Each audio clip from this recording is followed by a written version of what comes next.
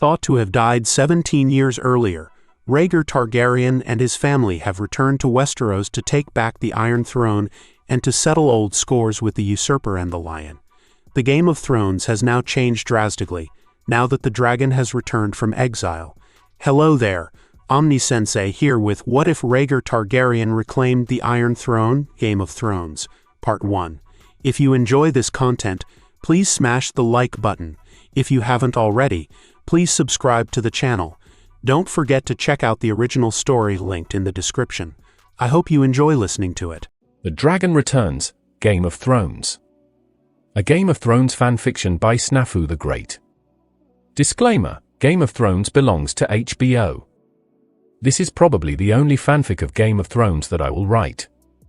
This is an alternate universe fanfic with several major deviations, the main one being that Rhaegar Targaryen and his family did not die during the rebellion but escaped Westeros and settled in Bravos.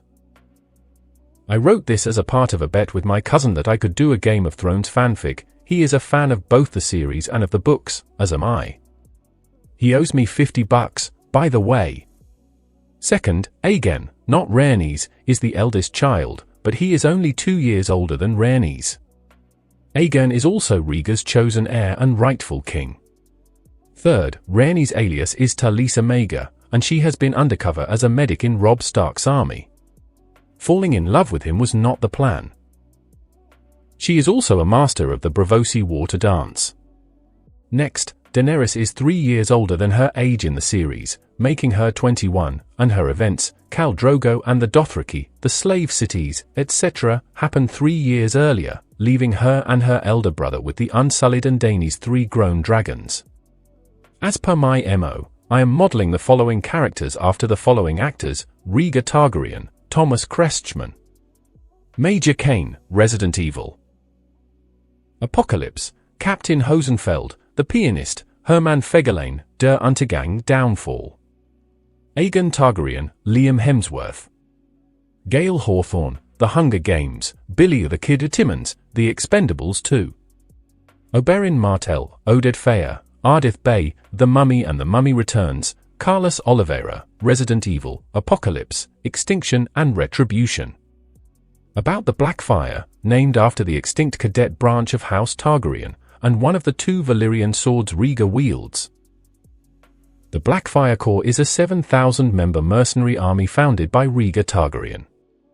Although much smaller than the famous Golden Company, Blackfire is a motley crew consisting of highly trained sellswords from Westeros, including survivors from House Rhaen, unknown to Tywin Lannister, Braavosi Braves, medics, and even assassins from the Faceless Men who serve under Rhaegar under a life debt owed to him. With the absorption of the Second Sons into Blackfire, the number had risen to 9,000. The Blackfire specializes in recon and infiltration. Rhaegar Targaryen is their commander, while Jon Connington and Daario Naharis are his vice-commanders and advisors.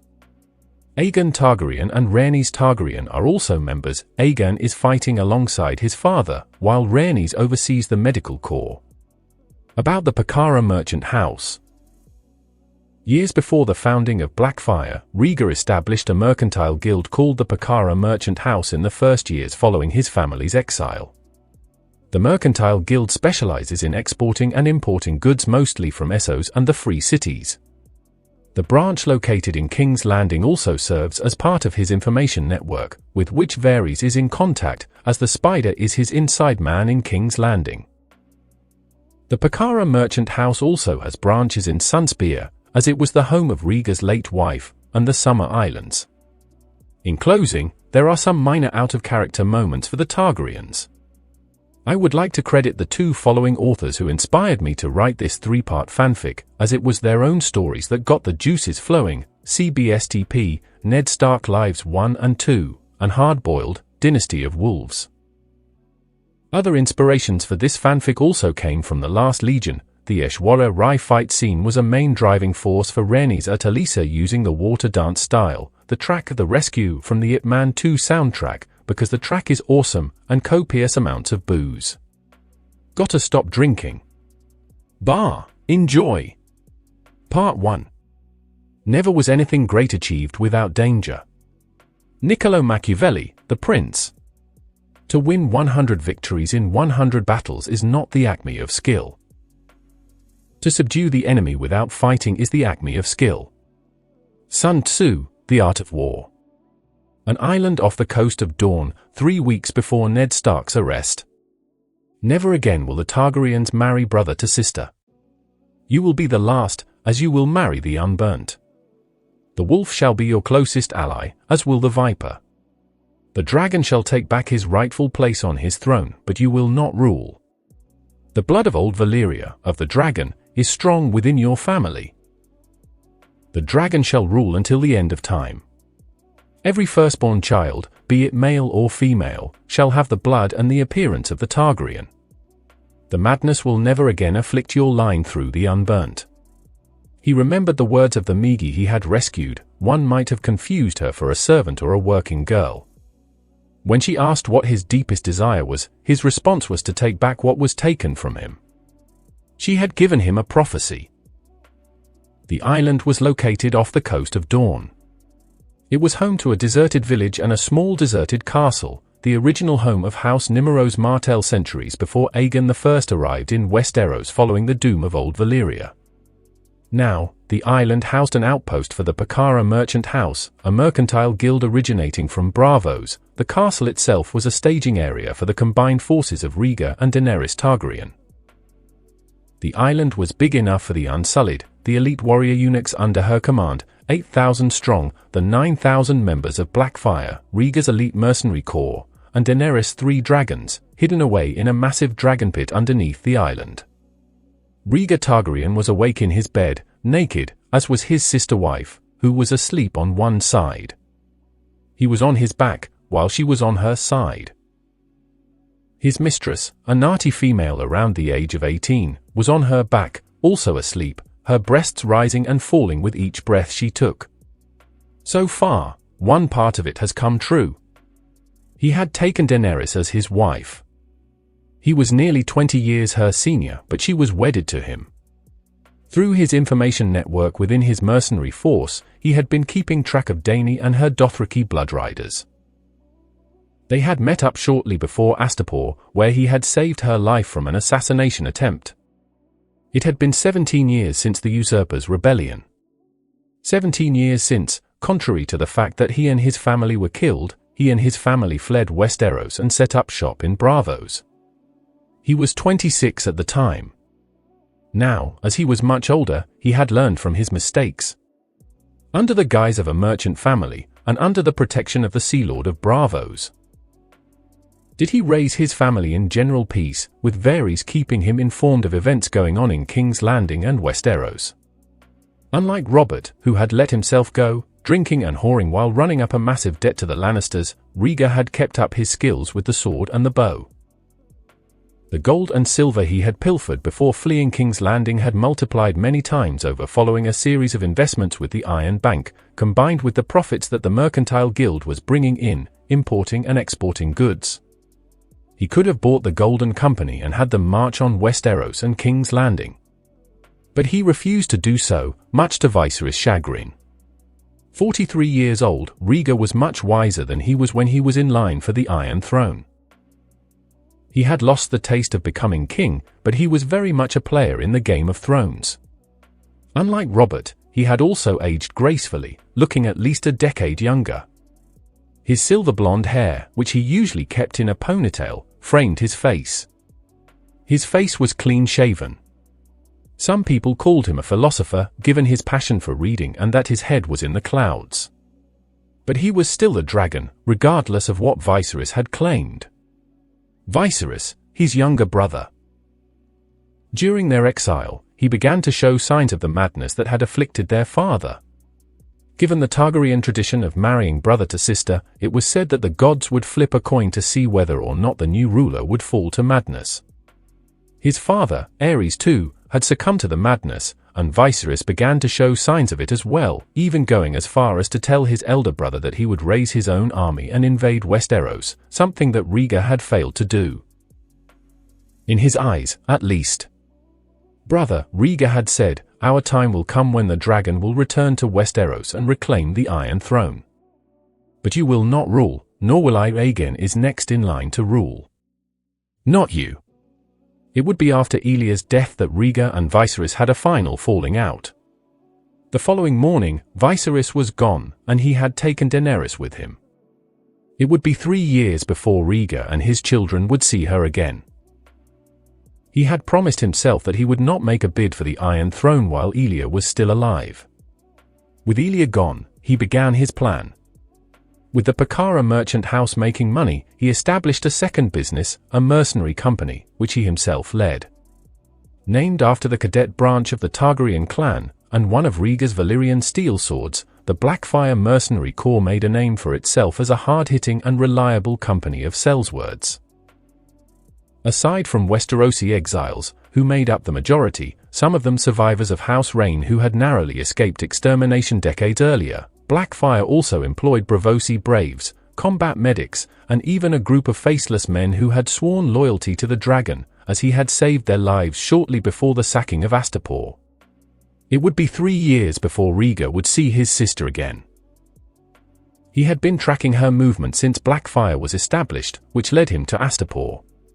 He kept missing Daenerys by a matter of hours. It was only by luck that he was able to catch up to her in Astapor. Flashback. Astapor, 2 years ago. Rhaegar had his dagger already unsheathed and was closing in on Dany. The little ball that the girl was playing with had opened up, revealing a manticore. The poisonous little insect made a beeline for the Targaryen woman, stinger dripping with venom, only to be impaled by a Valyrian dagger. Manticore. Deadly little bastards, Rhaegar noted as he inspected the screeching bug impaled on his dagger. A signature technique of assassination used by the warlocks of Qarth. He looked at the assassin, disguised as a little girl, who walked away. Rhaegar disposed of the poisonous little creature by flinging it into the bay and sheathing his dagger. "Thank you, sir," Dany said, grateful, but could not get the feeling that she knew him from somewhere. "I owe you my life." "Think nothing of it," Rhaegar replied as he removed his hood. After all, the elder brother must look out for his siblings. Dany's face was alight. It had been 3 years since she had last seen him, but she recognized her elder brother in an instant. So did her bodyguard, who immediately went down on one knee while Dany rushed over and embraced Rhaegar. Rhaegar returned the embrace. "You are very hard to track down, Daenerys," he said. "I'm sorry. I had to keep moving." "I thought you were dead," Dany replied. She motioned for Jorah to rise. "This is my bodyguard." "Jorah Mormont," Rhaegar cut in. "Yes.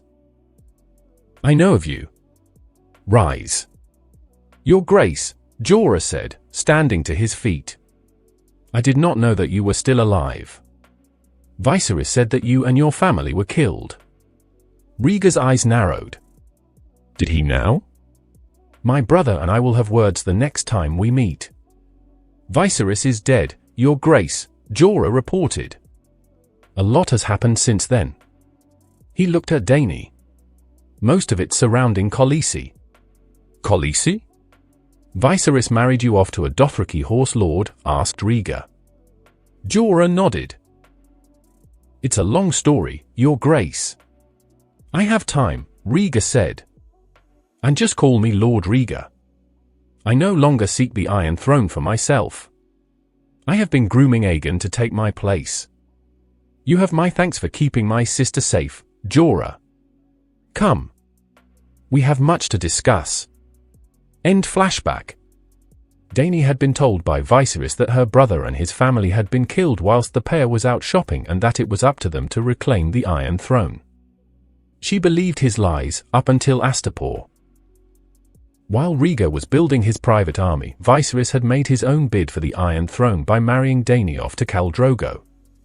During this time, Dany had grown to love her husband and even went as far as to study and learn both the Dothraki culture and the language. Viserys, on the other hand, became insanely jealous of Dany's increasing popularity with her husband and her adopted tribe. He made the fateful mistake of threatening not only Dany at swordpoint inside Vars Dothrak but also threatening to carve out Dany's unborn child.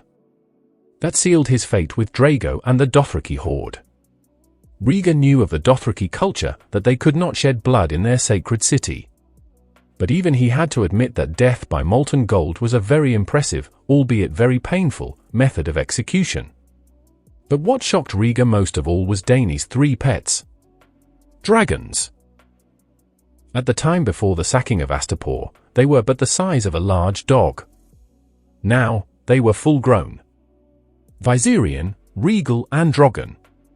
Named after her 2 brothers and her late husband. She had hatched them on her husband's funeral pyre, using the life force of a treacherous Migi who had killed her unborn child and left her husband a vegetable. The trio of flying reptiles warmed up to Rhaegar and his 2 children, with Rhaegar helping raise them alongside Dany, and he earned their trust along with his children. Following the sacking of Astapor and their joint campaign to liberate the slave cities, Rhaegar and Dany had grown closer. Maybe it was because they both had lost their respective spouses, or something else. Dany became interested in archery and Rhaegar taught it to her. Suffice to say, she was a natural at it, especially on horseback, much to the approval of her Dothraki riders. As Dany was now in command of the Unsullied, she had to learn how to lead, for which Rhaegar was also her teacher in both leadership and self-defense tactics. Dany was a pacifist, but she did keep a hidden blade on her at all times. Despite not being a fighter like her brother husband and his 2 children, Daenerys had a reputation for honor and fairness, with a love for justice. So much so that prior to her return to Braavos, the Golden Company, the largest sales-word organization, once appealed to her to settle a dispute, which she did with great success, thus earning their respect and admiration. Unlike Oberyn Martell and Robert Baratheon, he did not have any bastards running around the free cities. But that does not mean that he occasionally gets the hitch. Dany, on the other hand, was a completely different story. The night before the Targaryens were to leave Braavos for Dorne, Dany had snuck into his room and into his bath. Flashback. Having returned from the Iron Bank and paying his respects to the Sea Lord of Braavos, Rhaegar opted for a nice, hot bath once he, Dany and his children returned to the inn. He made it very clear to his children that he did not want to be disturbed. Like Daenerys, he had a high resistance to heat, which meant a scalding hot bath would be nothing for him. His children did not share his enthusiasm for extremely hot baths. Then again, neither did Viserys. The dragons, the Unsullied and Blackfyre had already left on the longships, which would take them to the Pakara outpost in Dorne, a week earlier. Rhaegar and his family remained behind to settle some affairs, leaving Jon and Daario in command until their arrival in Dorne.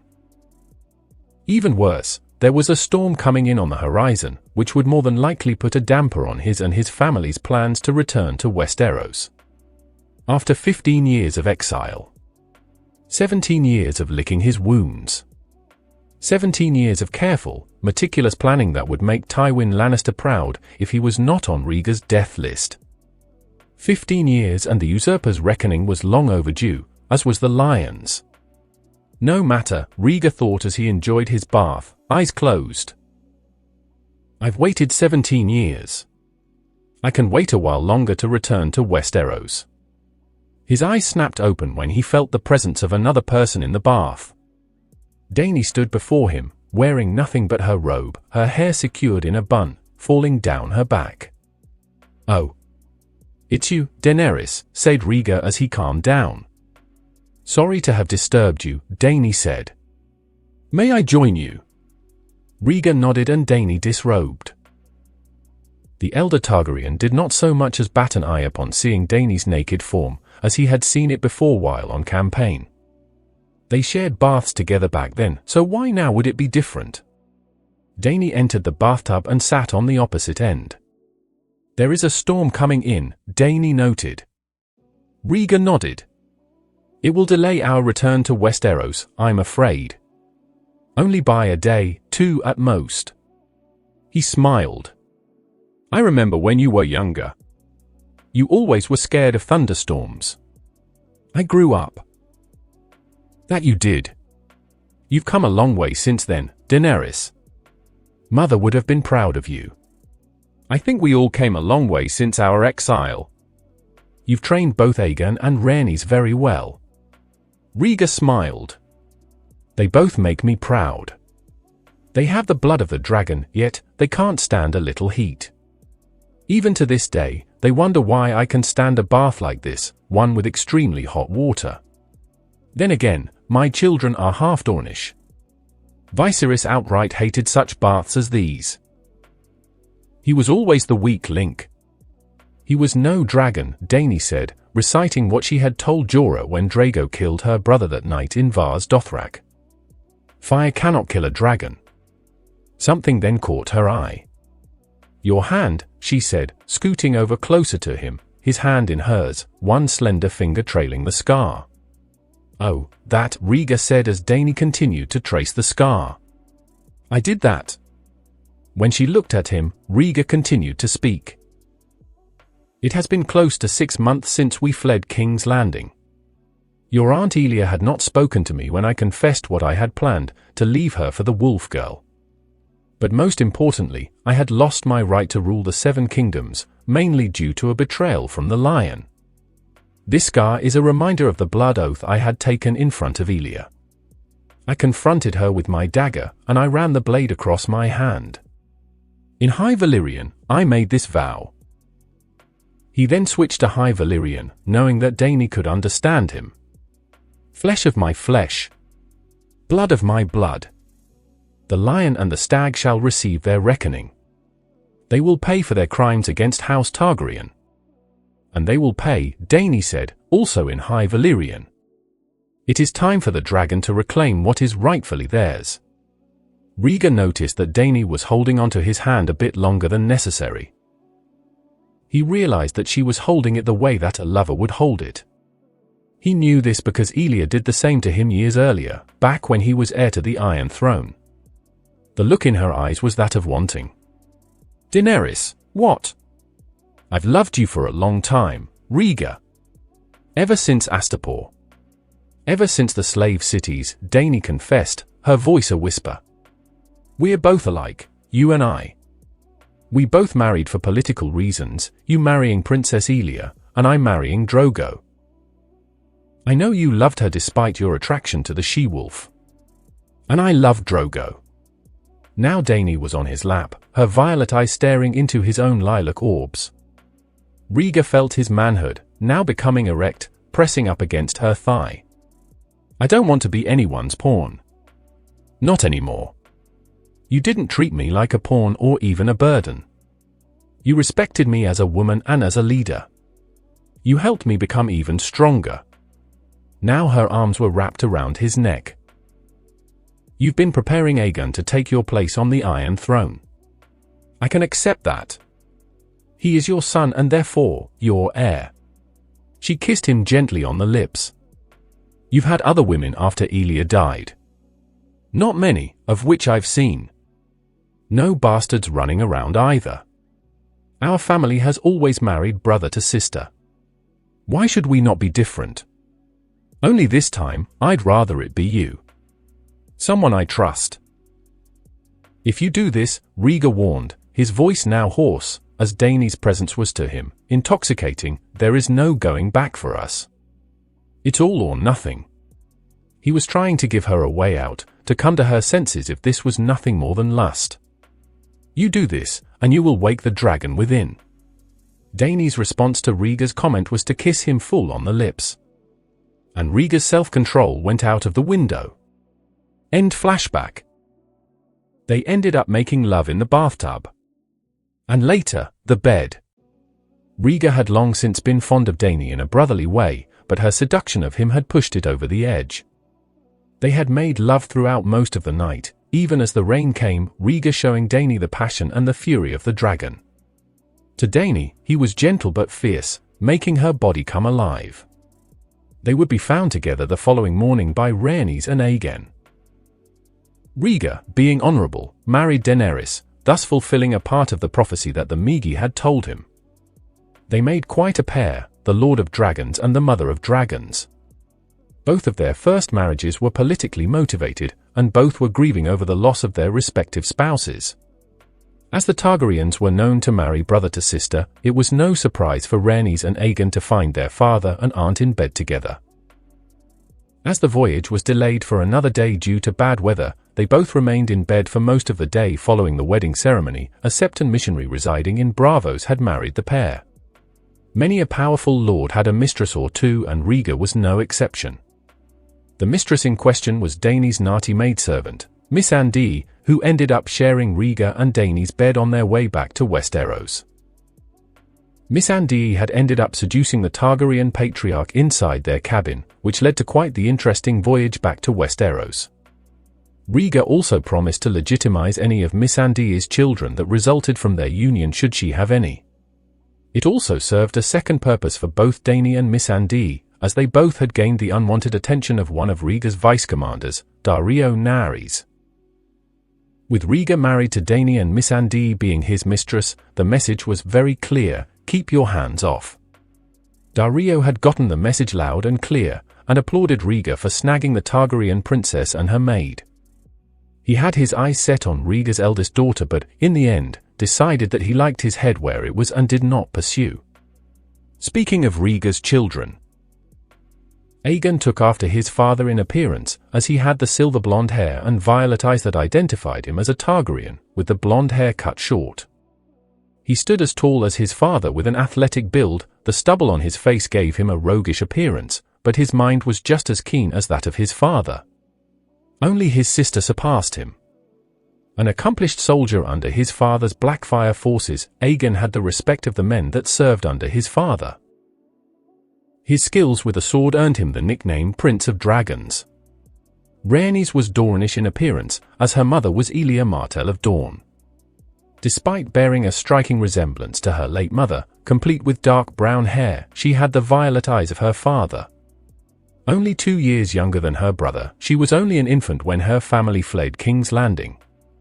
Growing up in Braavos, she was a bookworm, like her father, her interests being in medicine and healing. But even she understood that as the surviving members of House Targaryen, the Usurper or the Lion would not hesitate in sending out assassins to kill them all. Rhaegar saw that his daughter loved to dance, which is why he had a Braavosi swordmaster instruct her in the water dance. As with her skills as a healer, she was also a natural in the Braavosi style, gaining mastery of the water dance while still a teenager. Her skills as a healer were second to none, as her knowledge of herbs and medicines was top-notch. So much so that with her father's blessings, she founded a medical corps for Blackfire, which did a damn good job in keeping casualties down. The sun was starting to rise, and there was much to do. Rhaegar slipped out of the bed, leaving his sister-wife and his mistress in the bed. Following a series of stretching exercises, he retrieved his clothing and some bathing items and was off for his morning bath. Minutes later, Rhaegar emerged from the baths, clean and fully dressed. Despite being rich enough to surpass the Lion, Rhaegar dressed simply: a white tunic, black leather breeches and matching boots. He went back to his chambers and found both Dany and Miss Andie were gone, preparing for the day. Resting nearby were 2 Valyrian longswords. The swords of House Targaryen, Dark Sister and Blackfire, after which he named his private army. Normally, he would fight with both swords, but one would do today. He reached for Dark Sister and strapped it to his side. The Valyrian dagger was slipped inside his boot. Now properly dressed and fully armed, Rhaegar was ready for the day. And today was important. The reason being? Elia's brother, Oberyn Martell, was coming to the island later in the day. Following a meeting with the Pakara merchants at the outpost and an update on events in the Seven Kingdoms, Rhaegar returned to the castle. Waiting for him was one of his vice-commanders, Daario Naerys. Originally, the Second Sons had Daenerys and her husband-brother targeted for assassination, but Daario disagreed with his superiors, mostly in regards to Dany's beauty. That, and her elder brother was the Lord of Dragons and the commander of Blackfire, which had butted heads in the past with the Second Sons, Rhaegar himself being a skilled swordsman. Daario took the heads of his superiors and presented them to both Rhaegar and Dany in a show of loyalty. Impressed with his boldness, but not impressed with the fact that he wanted to sleep with his sister, Rhaegar accepted Daario's oath of loyalty and absorbed the Second Sons into Blackfire. Lord Rhaegar, Daario greeted. Dario, replied Rhaegar as Dario fell into step beside him. What business do you have with me? I have a lot to do and not enough time to do it in. The rumors in regard to the guests whom you have invited, Dario replied. Is it true? The Red Viper of Dawn is coming here. It is. He is a legend amongst us Sellswords. Just how do you know him? Rhaegar smiled meanly. Oberyn Martell is my brother-in-law. His sister was my late wife and the mother of my children. Just how much do you know about Oberyn? He was a Sellsword in Essos, from what I heard, replied Dario. Poison specialist, hence his nickname, and very educated, as he is from the ruling house here in Dawn. All of which is true, confirmed Rhaegar. In fact, I modeled Blackfire from his own mercenary company. You would like him, Dario. Aside from being a skilled warrior, he likes his women as well, as he has 8 children by no less than 5 different women. A man after my own heart. When is he to arrive? Later today. Try not to kill him, Dario, as I want him alive and supporting me and my house's bid to reclaim the Iron Throne. Of course, Lord Rhaegar. I would not dare to move against a legend such as the Red Viper himself. Later in the day. Oberyn Martell hated the water. He was cursing to himself as to why this meeting between himself and the Blackfire commander could take place on dry land, particularly Sunspear. Actually, he was representing his elder brother, Doran Martell, as his gout started to flare up once again and had to be treated by the Maestas. Why in the 7 hells could this man hold a meeting in Sunspear, he grumbled. Oberyn was known not only for his fierce temper but also for his extensive knowledge of poisons. It was rumored that he had killed Lord Edgar Ironwood with such a poison during a duel, thus earning him the nickname, the Red Viper. Oberyn approved of the moniker and the nickname stuck with him. In his younger days, he was a mercenary, having traveled throughout Essos, even working as a Sellsword in the disputed lands across the narrow sea before forming his own mercenary company. Oberyn was not alone. Also with him were his 4 eldest daughters, nicknamed the Sand Snakes, who watched their father's mild discomfort in amusement. Each one of them was famous, or infamous, in their own right. They were his bastard children from different women, but they were of the Red Viper's blood. Unlike most noblemen, who did nothing for their bastard children, Oberyn raised his bastard children, and in return, his girls were devoted to him. Obara Sand was the eldest of the Sand Snakes. The bastard daughter of an old town hoe, she was a rotund woman, the strongest of the quartet. Like her father, she was a fighter, with the whip and the spear being her signature weapons. As the eldest of the Sand Snakes, she looked out for her younger sisters. Nymeria Sand was the second eldest. Named after the famed ancestor of House Martell, she was the daughter of a Volanti noblewoman. The diametric opposite of Obara, as she had all of the beauty that her eldest sister did not. Slender and pale-skinned with shiny black hair pulled back into a single braid, she was one of the most desired women in Dawn, despite her bastard status. Despite her beauty, she was just as deadly as her father, her signature weapon being the dagger. Nymeria was known to carry at least 12 on her body at all times, and as her father was the Red Viper, she was just as deadly with them. Teen Sand was the middle child of the quartet. Her mother was a scepter whom Oberyn had deflowered. Given her blonde locks, one could mistake her for being a Lannister had it not been for the fact that she had her father's eyes. Despite her supposedly pious nature, she was, in truth, just as ruthless as her father. Anyone who knew her was wary, given that she shared her father's love of poisons, so much so that it was her weapon of choice. Last was Sorella Sand. The youngest of the quartet, her mother was from the Summer Islands. She was the tomboy of the group, skilled with the bow and arrow. A year earlier, Doran Martell had agreed to lease the island out to the Pakara Merchant House, a mercantile guild based out of Bravos. 3 months after agreeing to the offer, the island became home to a Pakara outpost, while the main branch was in Sunspear, and a second branch was established in King's Landing. The merchant house was known for bringing goods over from the east, among them being silk from the Free Cities, Braavosi wine, and horses from the Dothraki Sea. Then, the night before, a message, addressed to both Doran and Oberyn, asking for a meeting. Which is why Doran had sent his brother and his nieces to the Pakara outpost to see who the mystery man was, and why he was amassing his own private army on Doranish lands. Doran had relented on calling his bannermen. When enclosed with the letter asking for a meeting with the Martells, there was a small insignia. The insignia is that of the three-headed dragon. Doran and especially Oberyn knew that there was only one house whose sigil was that of the three-headed dragon, one thought to have been wiped out during the rebellion, its members scattered. It was because of this that Doran has sent his brother and nieces to the Pakara outpost. Pakara outpost! Finally, Oberyn grumbled as he and his daughters disembarked from the ship once it had reached harbor. I really hate ships. Looking around, the Red Viper and his daughters saw that the harbor was bustling with activity. In such a short time, the Pakara merchant house has transformed the island into a bustling outpost. Cargo was being loaded on and off from various ships that were docked. Various languages, from the common tongue to Braavosi and even a little Dothraki, were heard throughout the harbor.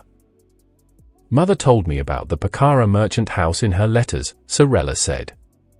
They're one of the largest mercantile guilds in Essos. Probably have a branch out in the islands, Oberyn muttered. He was not surprised when Sorella confirmed it. They do.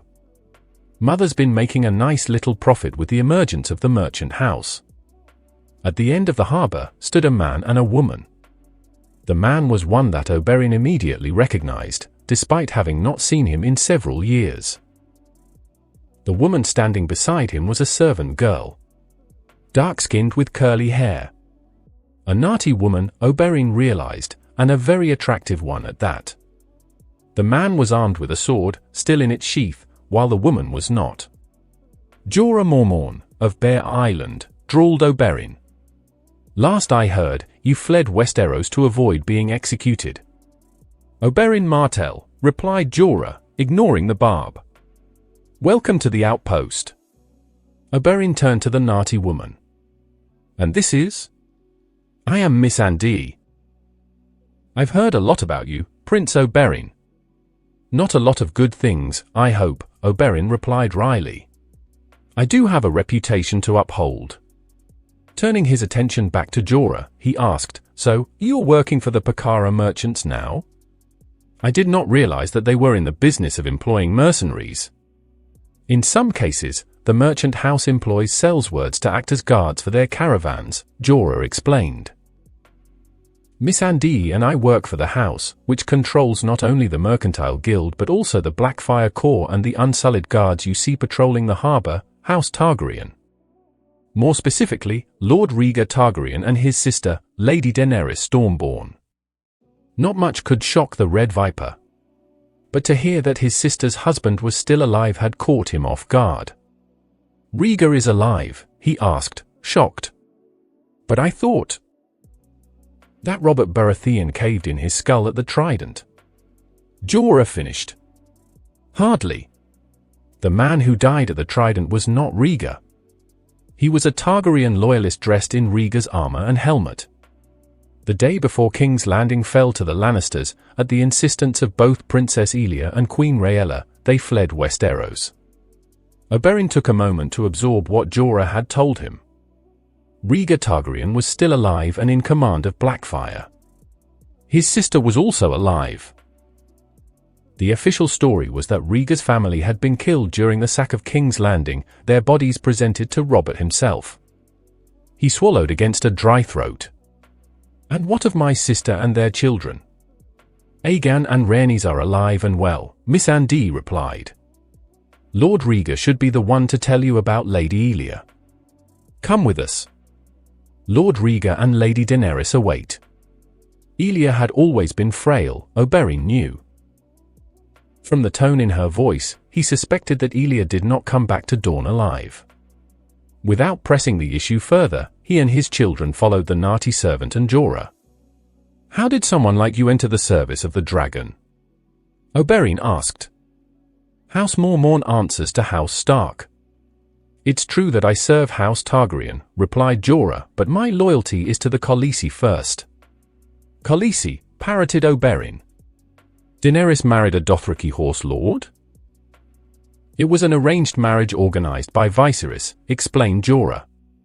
"That is where I met the both of them. After Drago died, Dany took command of the Dothraki." "Viserys," Oberyn said. "Never really did like the bastard. Had the signs of old Aerys madness showing in him." "What happened to him?" Jorah was there when Viserys had met his end. He had made the fatal mistake of threatening Dany in front of not only a tent full of Dothraki but also threatening the unborn child in front of her husband, Khal Drogo. In the sacred city of Vaz Dothrak, did Viserys think that since the Dothraki could not spill blood, he could just as easily kill Dany should Drogo not concede to his demands? He was mistaken. And that cost him his life. "A crown for a king," Drogo had growled, right before upending a stewpot containing molten gold over Viserys' head. "He's dead," Jorah deadpanned. "Let's just say that you will never look at gold the same way again." "That bad?" Jorah nodded. "Very."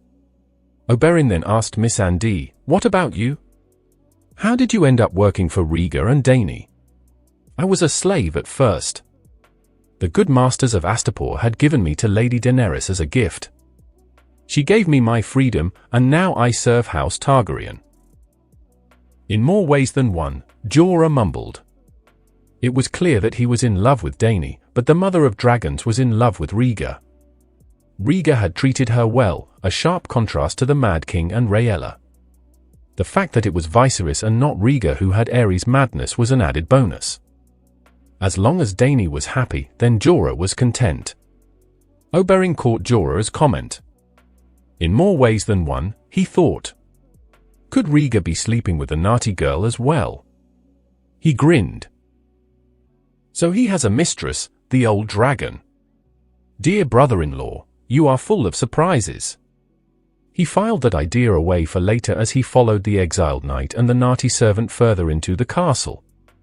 As it was nearly noon, Rhaegar would be found at his personal training grounds within the castle. As Daenerys watched from the sidelines, the Lord of Dragons found himself in an impromptu 2-on-1 match against his son and daughter. Armed with dual wooden swords, Rhaegar calmly deflected, dodged, and weaved through Aegon's Westerosi swordplay and Rhaenys Bravosi water dance.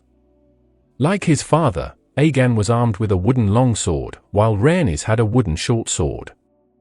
That was where Oberyn Martell and the Sand Snakes found them, having been led there by Missandei and Jorah.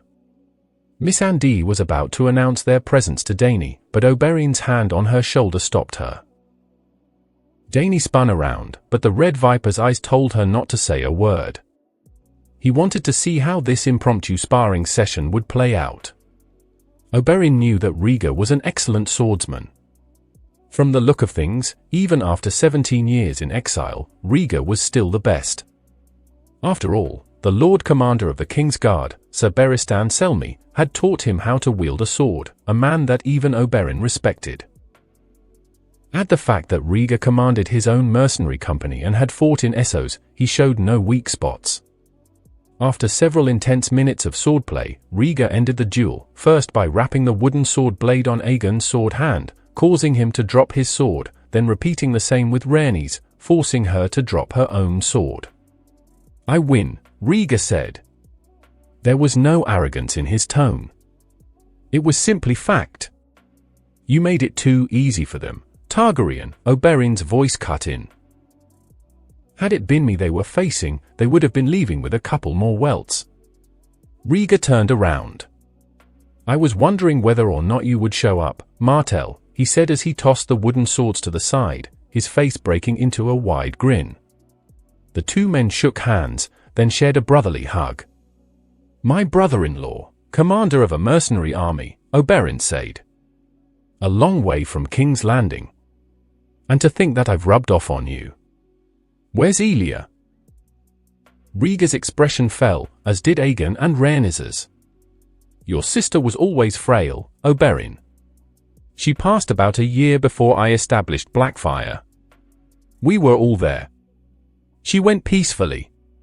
Her last wish was to be cremated and her ashes returned back to Dawn. I've honored her request. I brought her back home. Oberyn nodded. Thank you. He turned to the sand snakes. Girls. This is your uncle Rhaegar. Rhaegar, my 4 eldest daughters. My sand snakes. Obara, my eldest. Obara took a knee, head bowed. Uncle, she said before going back to her feet. Nymeria, the 2nd eldest. The regal Nymeria performed a flawless curtsy. Uncle. And there's Teen, the next to youngest. Teen dipped her head. Uncle. And Sorella, the youngest. Sorella followed Teen's lead. Uncle. Yes, I know your mother, Rhaegar said. He then introduced his own children. My son, Aegon. Aegon nodded in greeting. And my daughter, Rhaenys. Hello, greeted Rhaenys. We have much to talk about, Rhaegar said. Come. Lunch is almost ready. How was the way in? Rhaegar asked over lunch. I hate the seas. There's been a development, Oberyn said. Jon Arryn's dead. Died a couple of weeks ago. Varys has already notified me by Raven.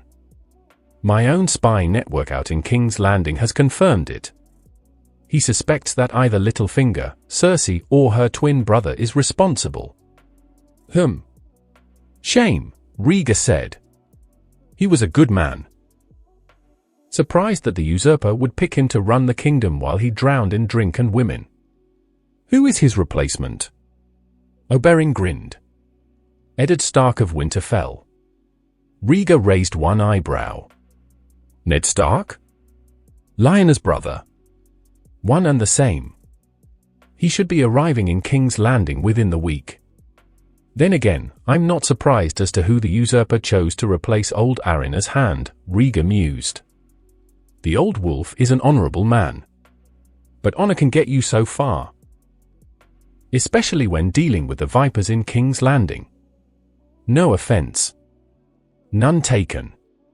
Personally, I would just kill him and be done with it, Oberyn said. No. I have no ill will towards Ned Stark or his family. Out of the love and respect I had for his sister, I will not harm him. Rhaegar's voice was firm. This whole mess started when Lyanna came with me. Had I kept my impulses in check, I would be sitting on the Iron Throne. No. My quarrel is with the usurper himself. From what Varys has told me, Robert has really let himself go in the years. Oberyn nodded. That he has. Sure, Oberyn liked drink and women as much as the next man, but the Red Viper did not have as many bastard children running around Westeros. That and he kept in shape and was still a formidable warrior. It's obvious that you plan on taking back the Iron Throne from Robert, the Red Viper said. There's still the matter of the Lannisters. I've heard that Robert has married Cersei, said Rhaegar. And her brother is still a member of the King's Guard. A move to placate Tywin Lannister and to earn his loyalty, no doubt. Growing up, Rhaegar respected Tywin Lannister, as he served as hand to his father. But that respect immediately disintegrated when the Lannisters betrayed his father and sacked King's Landing. Varys had informed him of his parents' death. Aerys at the hands of Jaime Lannister, while his mother was raped and beaten to death by Gregor Clegane, the mountain that rides.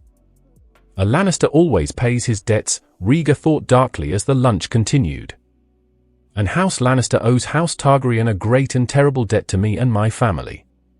Later on. You've changed, Oberyn noted as he and Rhaegar stood on the tower overlooking the beach where the Unsullied and Blackfyre made camp. Daenerys and his 2 children had taken the Sand Snakes to see the dragons and to retrieve Elia's ashes.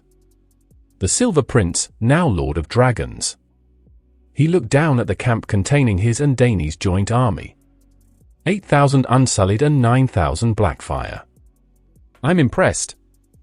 That and 3 dragons, Rhaegar said. 17 years, Oberyn. For 17 years have I planned for this moment. The usurper has been so focused on Dany that he fails to realize that I am still alive.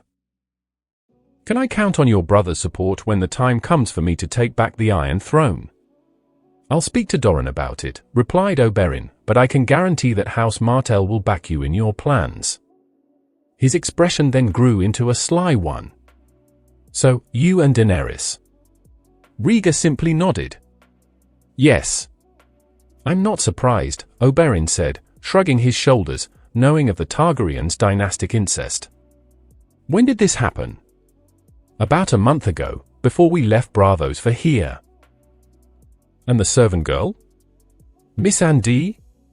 Again, Rhaegar nodded. She is my mistress.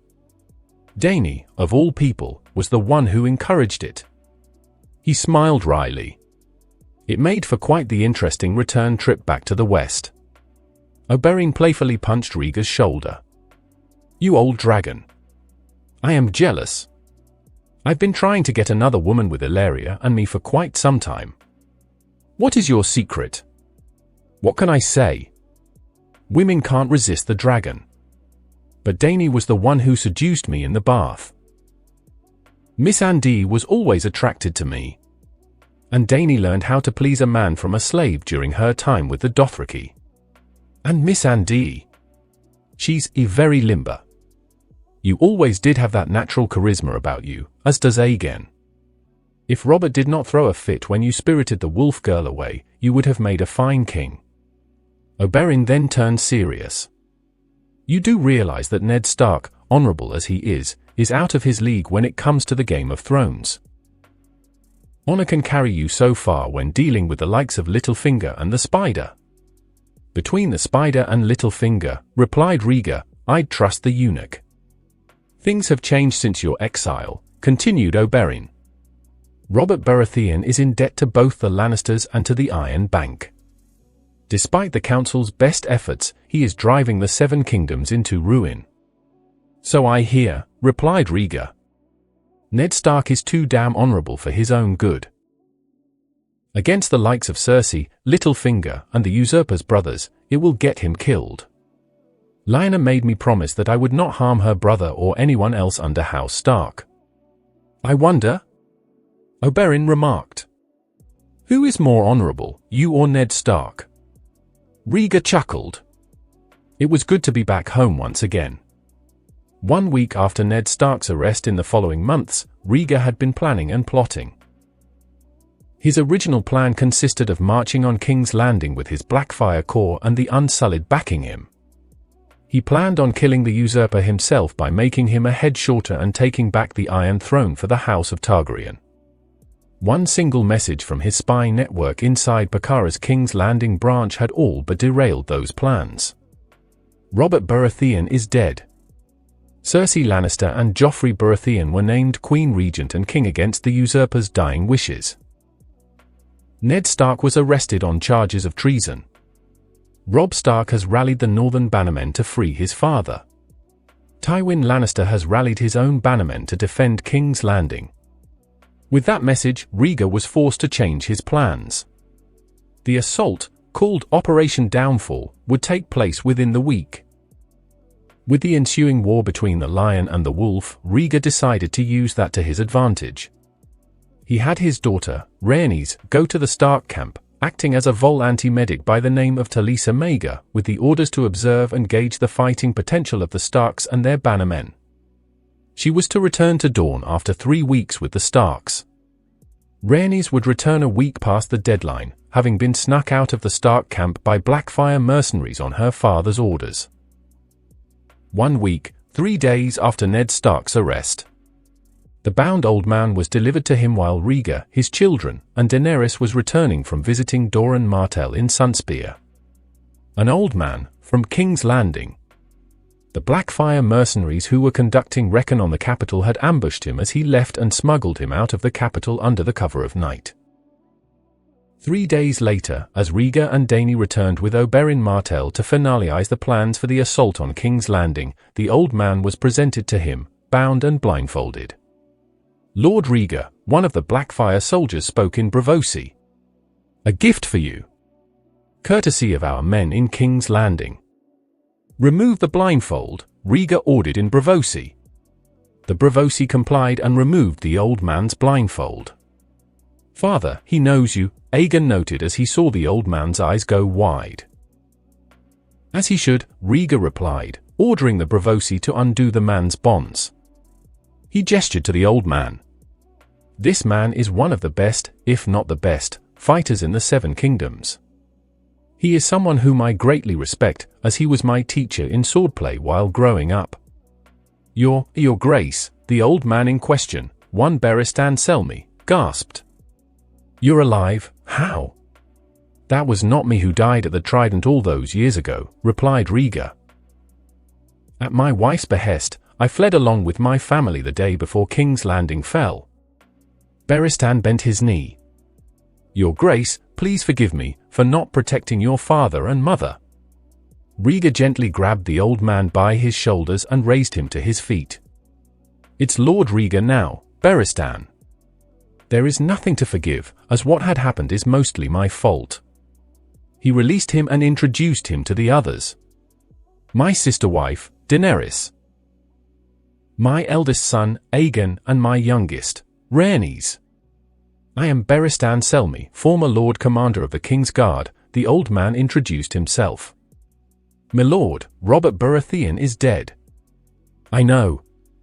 Varys is not the only one with spies in King's Landing. We have much to discuss, old man. Spare no details. You wish for a chance at redemption, you will receive it. Help me reclaim the Iron Throne for the dragon. Barristan nodded. Yes, my lord. I will help you. A map of King's Landing was on the massive table, along with a map of Westeros. On the second map was the lion sigil representing the Lannister forces and the direwolf insignia representing the Starks and their Northmen banners. Seated around the table were Rhaegar and Daenerys Targaryen, the former's two children Rhaenys and Aegon, Barristan Selmy, Oberyn Martell, Jorah Mormont, Daario Naerys, and Jon Connington. I was but the first to be dismissed from my service to the King's Guard, Barristan explained. Cersei is replacing the council with Lannister supporters. So who is your replacement, sir? Aegon asked. The Kingslayer. The Lannisters are camped near Harrenhal, from what we managed to find out, Rhaenys said, pointing to their position on the map. Tywin is licking his wounds from his first battle with the Starks. It appears that Robb Stark is not as green as the old lion once thought, as the cub was able to capture Jaime Lannister in his first battle. He's also won several victories in battle. Pretty damn impressive, but then again, from what I heard, the Blackfish did teach the brat battle tactics. Impressive indeed, Rhaegar admitted. What about the Usurper's brothers? Stannis is rallying his forces in Dragonstone, and Renly fled King's Landing when Robert lay dying, replied Barristan. He is currently at Storm's End, marshalling his own forces. Our best bet is to just let the Starks and Lannisters weaken one another to the point that they can't fight back once you take the field. We can deal with the Baratheons at a later time, suggested Oberyn. No, Rhaegar said. I've no quarrel with Ned Stark and his family. I've told you already. After all, what has happened is partially my fault. This can work to our advantage. If we rescue Ned Stark and his daughters, not only do we earn the gratitude of the Starks, but we also gain the support and loyalty of the Northmen when the time comes for my house to reclaim the throne, as we need him to hold the North. He tapped the map. The Lannisters are the biggest threat. He turned to Daenerys. That is where you and your dragons come in, Dany. Once King's Landing is secure, we will have your dragons lay waste to the Lannister horde. Dany nodded. Okay. Barristan, what can you tell us about the defenses around King's Landing? Aegon asked. The city watch numbers are about 6,000 strong, my lord, the old man replied. The Lannister house guards that are within the Red Keep, 300. From here, it will take us at least 3 days to reach King's Landing by boat, Aegon noted. If we bring the entire Unsullied with us, then that time will be doubled and we will have to take the field in battle, giving the Lannisters more than enough time to come to King's Landing. 1,000 Blackfire will suffice." "I second that," Rhaenys added. "We have several members of the Faceless Men supporting us, not to mention that we also got the Brotherhood supporting us in exchange for us freeing Ned Stark. We should send in the Faceless Men disguised as members of the City Watch with orders to thin out their numbers.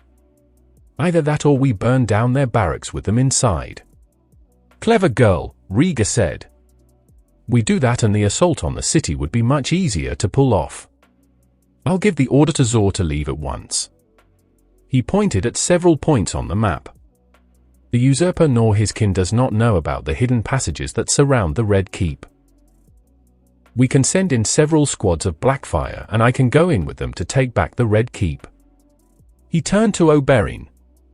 "Care to join me?" Oberyn grinned. "Dear brother. I thought you'd never ask." Oberyn had been ill during the final days of the rebellion and was not present at King's Landing when it fell to the Lannisters. The Martell House guards had bought Rhaegar and his family much-needed time for them to escape Westeros. They had fought bravely but in the end were slaughtered by the mountain that rides, Gregor Clean. "The Lannisters have become too proud of themselves," Rhaegar intoned, his expression becoming dark. "Granted that not all of them don't act like the world owes them everything, but there are those who think they are immune from justice. Tywin, Cersei, and Jaime. That will change." He stood up and turned to Daario. "I want the Blackfire mercenaries ready to move out within the hour. We need to make good time if we are to rescue the Starks and take control of King's Landing." "It will be done, Lord Rhaegar." Later, as the Blackfire forces made their final preparations, Rhaenys approached her father. "What is it, child?" asked Rhaegar, noticing the look of concern on her face. "I need to speak to you." She glanced at both Dany and her brother. "Alone?" Rhaegar complied. He dismissed his sister-wife and his son, leaving the both of them alone. "You look disturbed, little flower. What is wrong?" he asked. "As you know, I've been at the Stark camp under an alias, as you had ordered," began Rhaenys.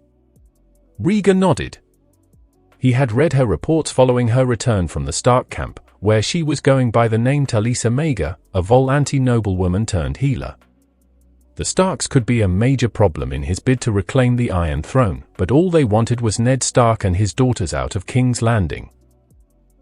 The only problem was that they had the Lannisters in their path. "Something the matter?" "What happened?" her father asked. Rhaenys steeled herself. "I met Robb Stark." "Ned Stark's cub? What about him?" "He's very much like his father. I met him after the battle in which he had captured the Kingslayer. He intrigued me, father. More than I could ever have hoped for." She bit her lip. One thing led to another, and I comforted him. Rhaegar knew what had happened. His daughter slept with Robb Stark. Part of him was disappointed, but then again, he could never stay upset at his own children. He sighed. "Well, this complicates things, Rhaenys." "Father, I'm sorry." Rhaenys, his voice was stern. "You're not with child, are you?"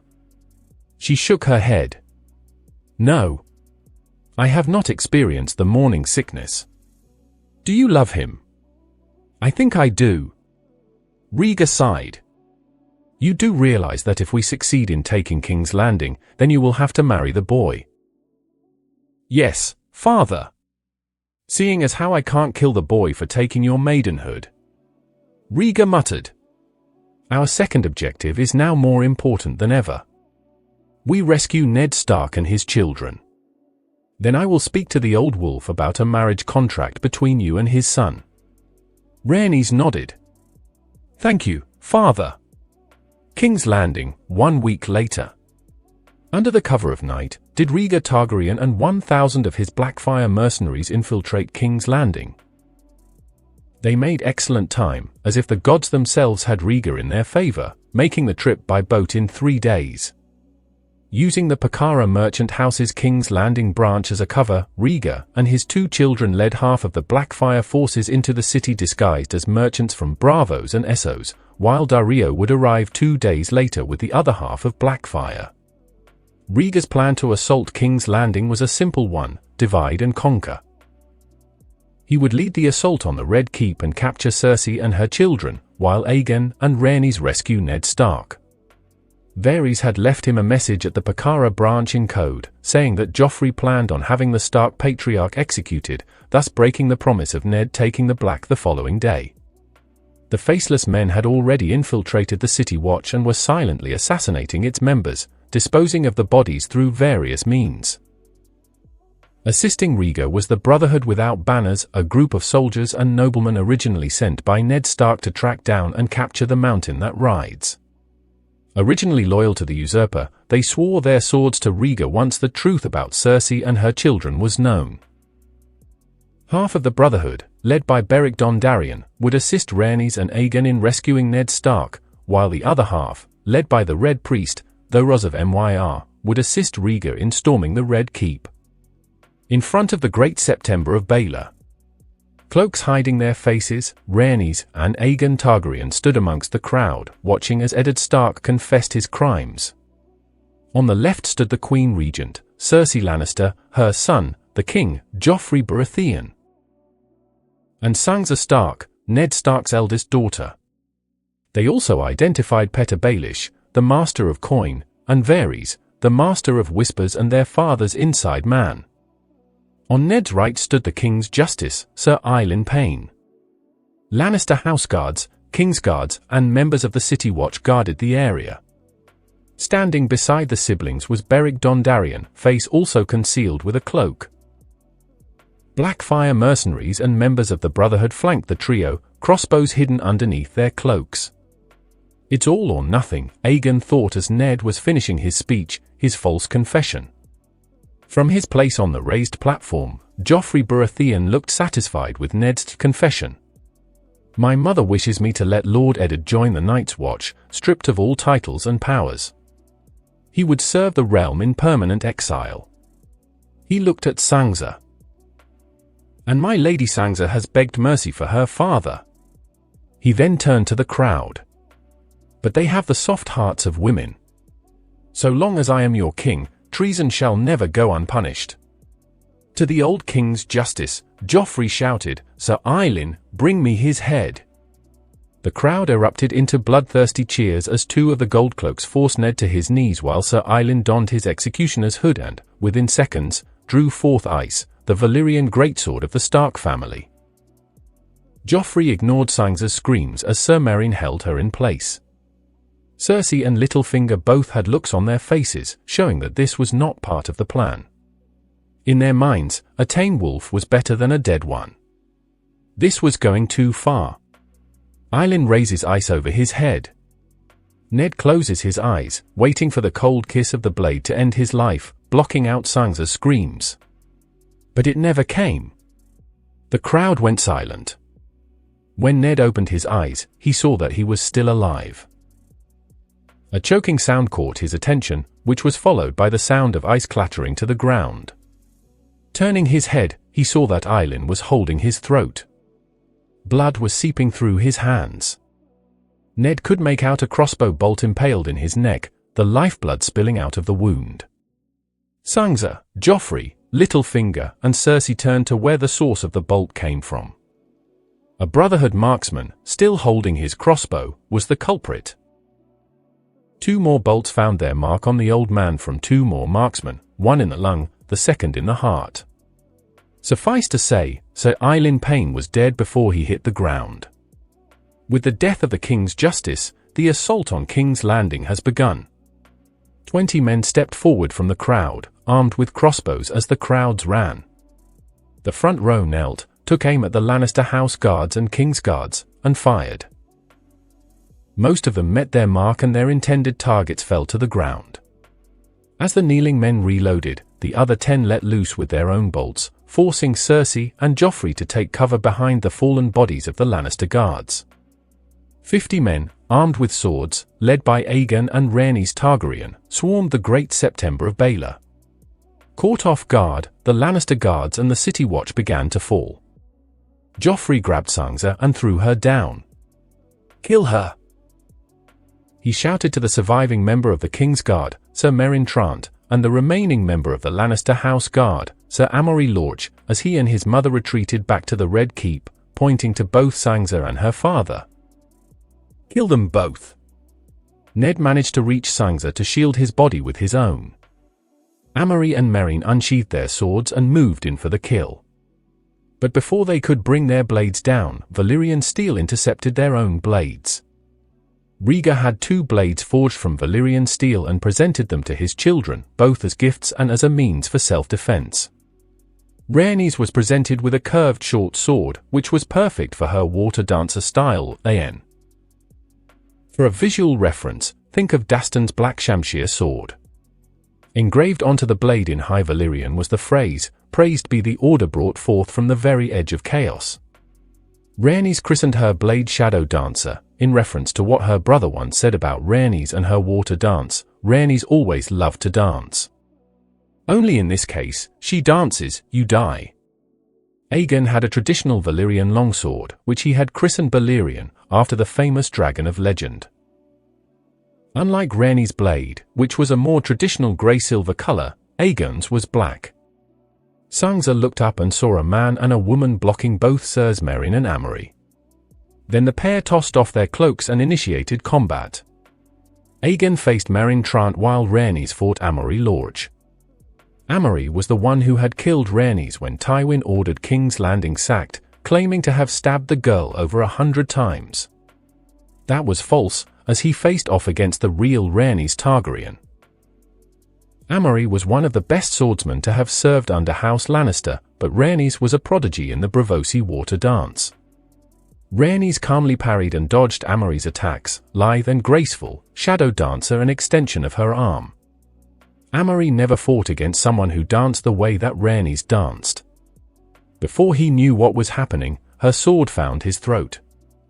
Rhaenys pulled her sword out and impaled Amory through the heart, killing him. Aegon was having little difficulty with Meryn Trant. With his father and Jon Cannington drilling him in the Westerosi style of swordplay and having honed his skills by fighting with the Blackfire in the east, Meryn soon fell to Aegon, his head severed from his body. A group of Goldcloaks emerged onto the scene, armed with pikes. Against the duo, they stood no chance. With the threat out of the way, Rhaenys sheathed her sword and crouched over Ned and Sansa, who was now cradling the body of her father. She had the look of fear in her eyes until Aegon managed to calm her down. "It's okay. We're friends. Please?" Sansa pleaded. "Help him." Her training as a healer kicking into overdrive, Rhaenys conducted a quick inspection. A fever, sweating, he is delirious. Was he injured in any way? Sansa nodded. Yes, a spear wound on his left leg. Rhaenys quickly produced a dagger and sliced open Ned's breeches. Her suspicions were confirmed. 7 hells, this wound is infected. In the meantime, Euron had forced his way through the crowd, carrying Ned's youngest daughter. Arya Stark had watched the entire episode play out, from her father's confessional to his and Sansa's rescue. She had ordered him to get her to her father, which he complied with. "Who are you?" Arya asked. "I am Aegon." Aegon introduced himself. "She is Rhaenys." "Is my father going to die?" asked Arya with tears in her eyes, holding her father's head in her hands. "Not if I can help it," Rhaenys replied, determination in her voice. Turning to her brother, she said, "We have to move him so I can treat his wound properly." Aegon looked around. The Brotherhood and their father's Blackfire mercenaries were fighting off reinforcements from members of the Goldcloaks, who had managed to avoid being killed by the Faceless Men. But it was still too dangerous for them to stay out in the open. "The September of Baelor!" Euron shouted. "Take him there." Aegon nodded. With Euron's help, he was able to carry Ned Stark, now having lost consciousness inside the Great September of Baelor, with Sansa and Arya following close behind. A squad of Blackfire, assigned to protect Rhaegar's children, stood guard outside as the battle for King's Landing continued. With Rhaegar at the Red Keep, the hidden passages that led to the Red Keep were still present. Rhaegar and his forces had spent most of the night infiltrating the Red Keep. Disguised as Lannister house guards, Rhaegar, Jon, Oberyn and Daario first subdued the spies of both Cersei and Littlefinger, ambushing them in their sleep. Instead of killing them, Rhaegar had them bound and hidden within the Red Keep, planning on releasing them when the invasion was over. When Ned Stark was brought to the Great September to confess his crimes, Rhaegar struck. In an ironic twist of what the Lannister house guards did to the Stark house guards, the Blackfire forces ambushed and killed them. Rhaegar's orders were very simple: give no quarter, show no mercy. However, there was a contingent of City Watch stationed inside the Red Keep, led by Yonos Slynt, which led to a full-out battle for the Red Keep. Against battle-hardened soldiers led by the Lord of Dragons, the City Watch could only delay the Blackfire forces. In desperation, Yonos Slynt had sent a runner to the East Gate barracks, only for the runner to find that the men inside had been poisoned to death thanks to the Faceless Men and some poisoned wine, and had been dead long before Ned Stark was brought before the Great September. Unknown to Yonos, the Goldcloaks in the West Barracks had been locked inside their building by the Faceless Men right before they set the place on fire. When the runner did not return, as he was impaled on a spear by Oberyn Martell, Yonos knew that it was only a matter of time before the capital fell. When Cersei and Joffrey returned from the Great September with Sandor in tow, the Queen Regent and her son were greeted with the sight of her house guards dead, slain by the invading force which had saved Ned Stark from execution. One swordsman stood out from the others, dressed in black armor, cloak concealing his face, the two long swords in his hand stained with Lannister blood. There was only one place for Cersei and her children to run to, the throne room, which is precisely where Rhaegar wanted her and her little bastards. In the corridor before the throne room, Rhaegar and his forces were carving through the final defenses.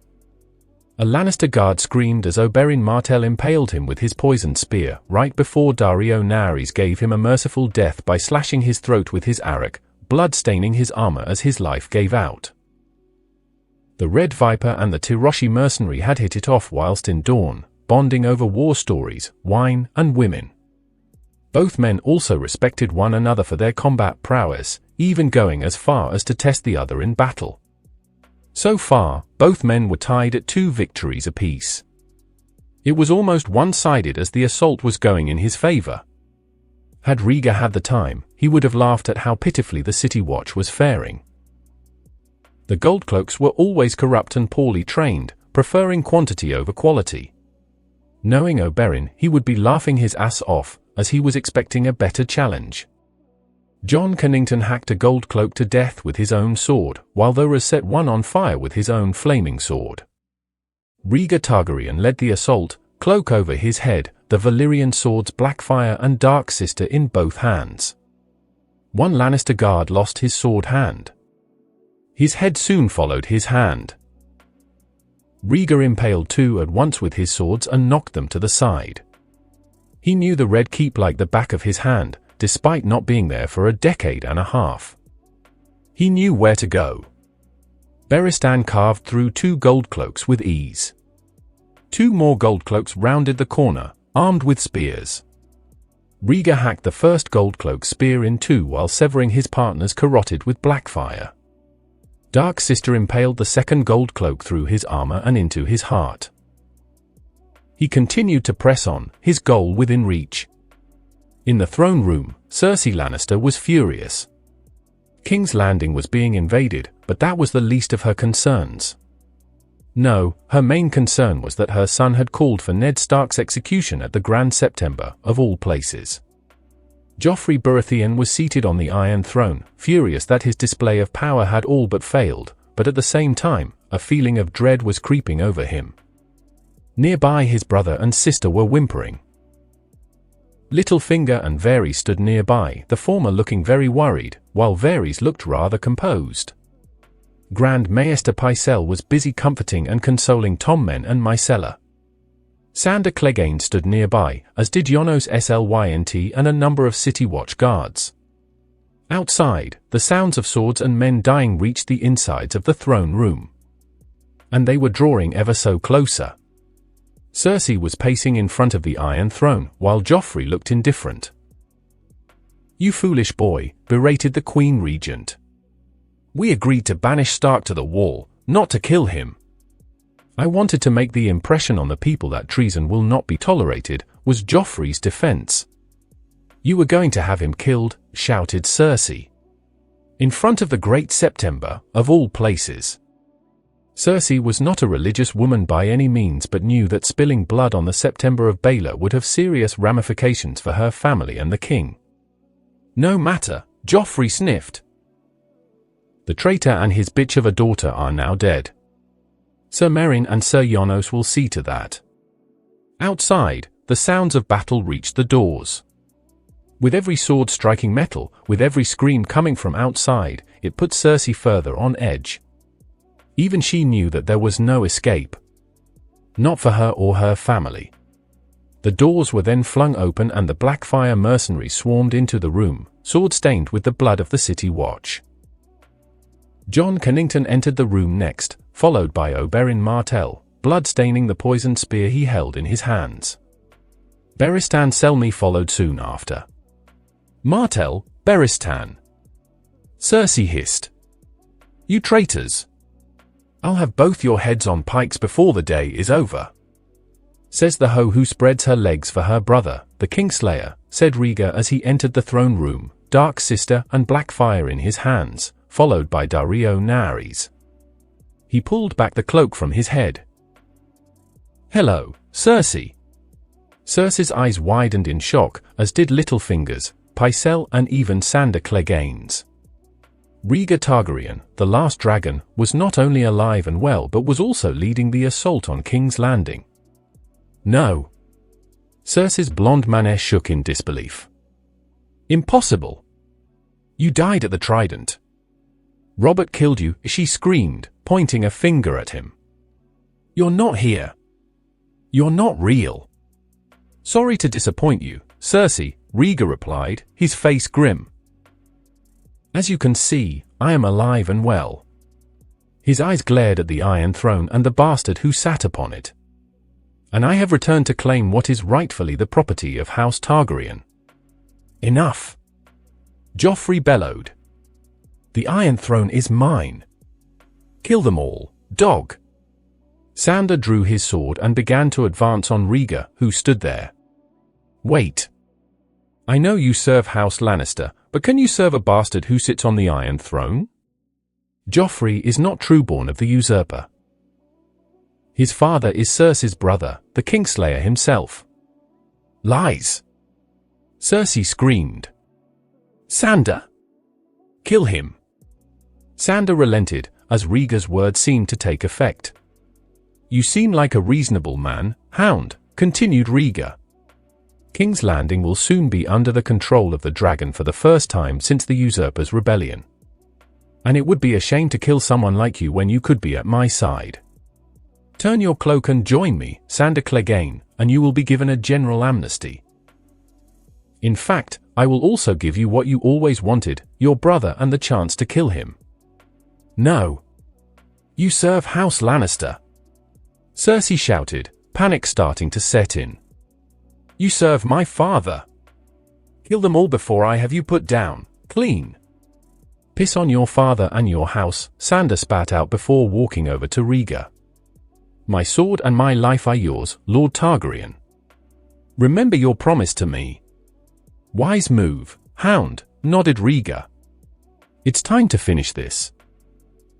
Your house guards and Kingsguard are dead, Cersei. Your father and his forces are still in Riverrun. The Red Keep will soon be under my control. Make it easier for yourself and surrender." "No." Cersei hissed. "You dare make demands of me? I am Queen Regent."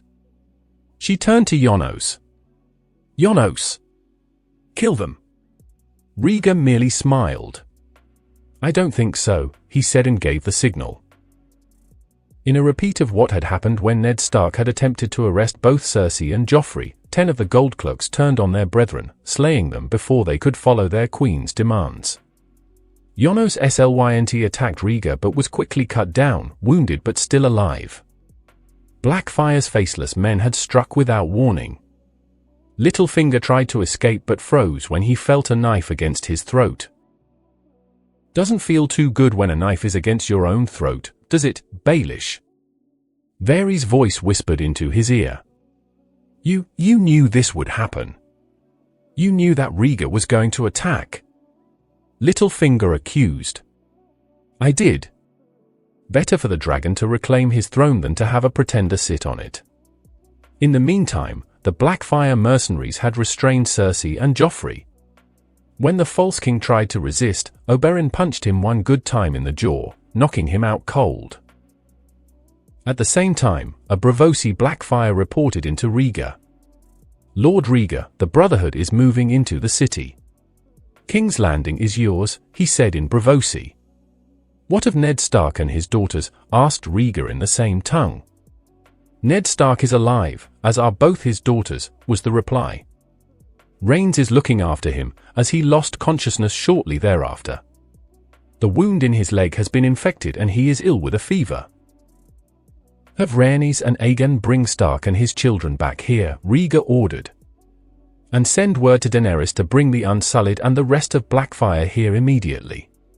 Any members of the city guard you find, kill them immediately. Show no quarter. Show no mercy." The Blackfire Braavosi bowed and rushed off to obey.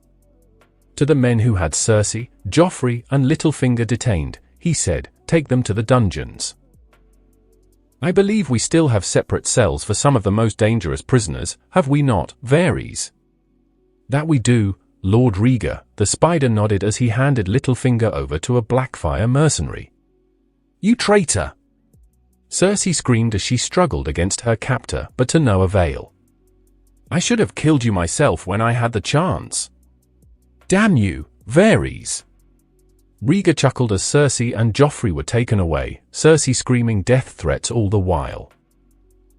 "Looks like you really can't trust a eunuch," he mused. Varys smiled at the jab. "What about Myrcella and Tommen?" he asked, looking at Cersei's remaining children, who were hiding behind Pycelle. "Grand Maester, Cersei's youngest, are your responsibility for the time being, understand?" Rhaegar said in a tone that said that this was not up for discussion. Pycelle nodded. "Yes, Your Grace." After Pycelle ushered Tommen and Myrcella away, Rhaegar breathed a sigh of relief.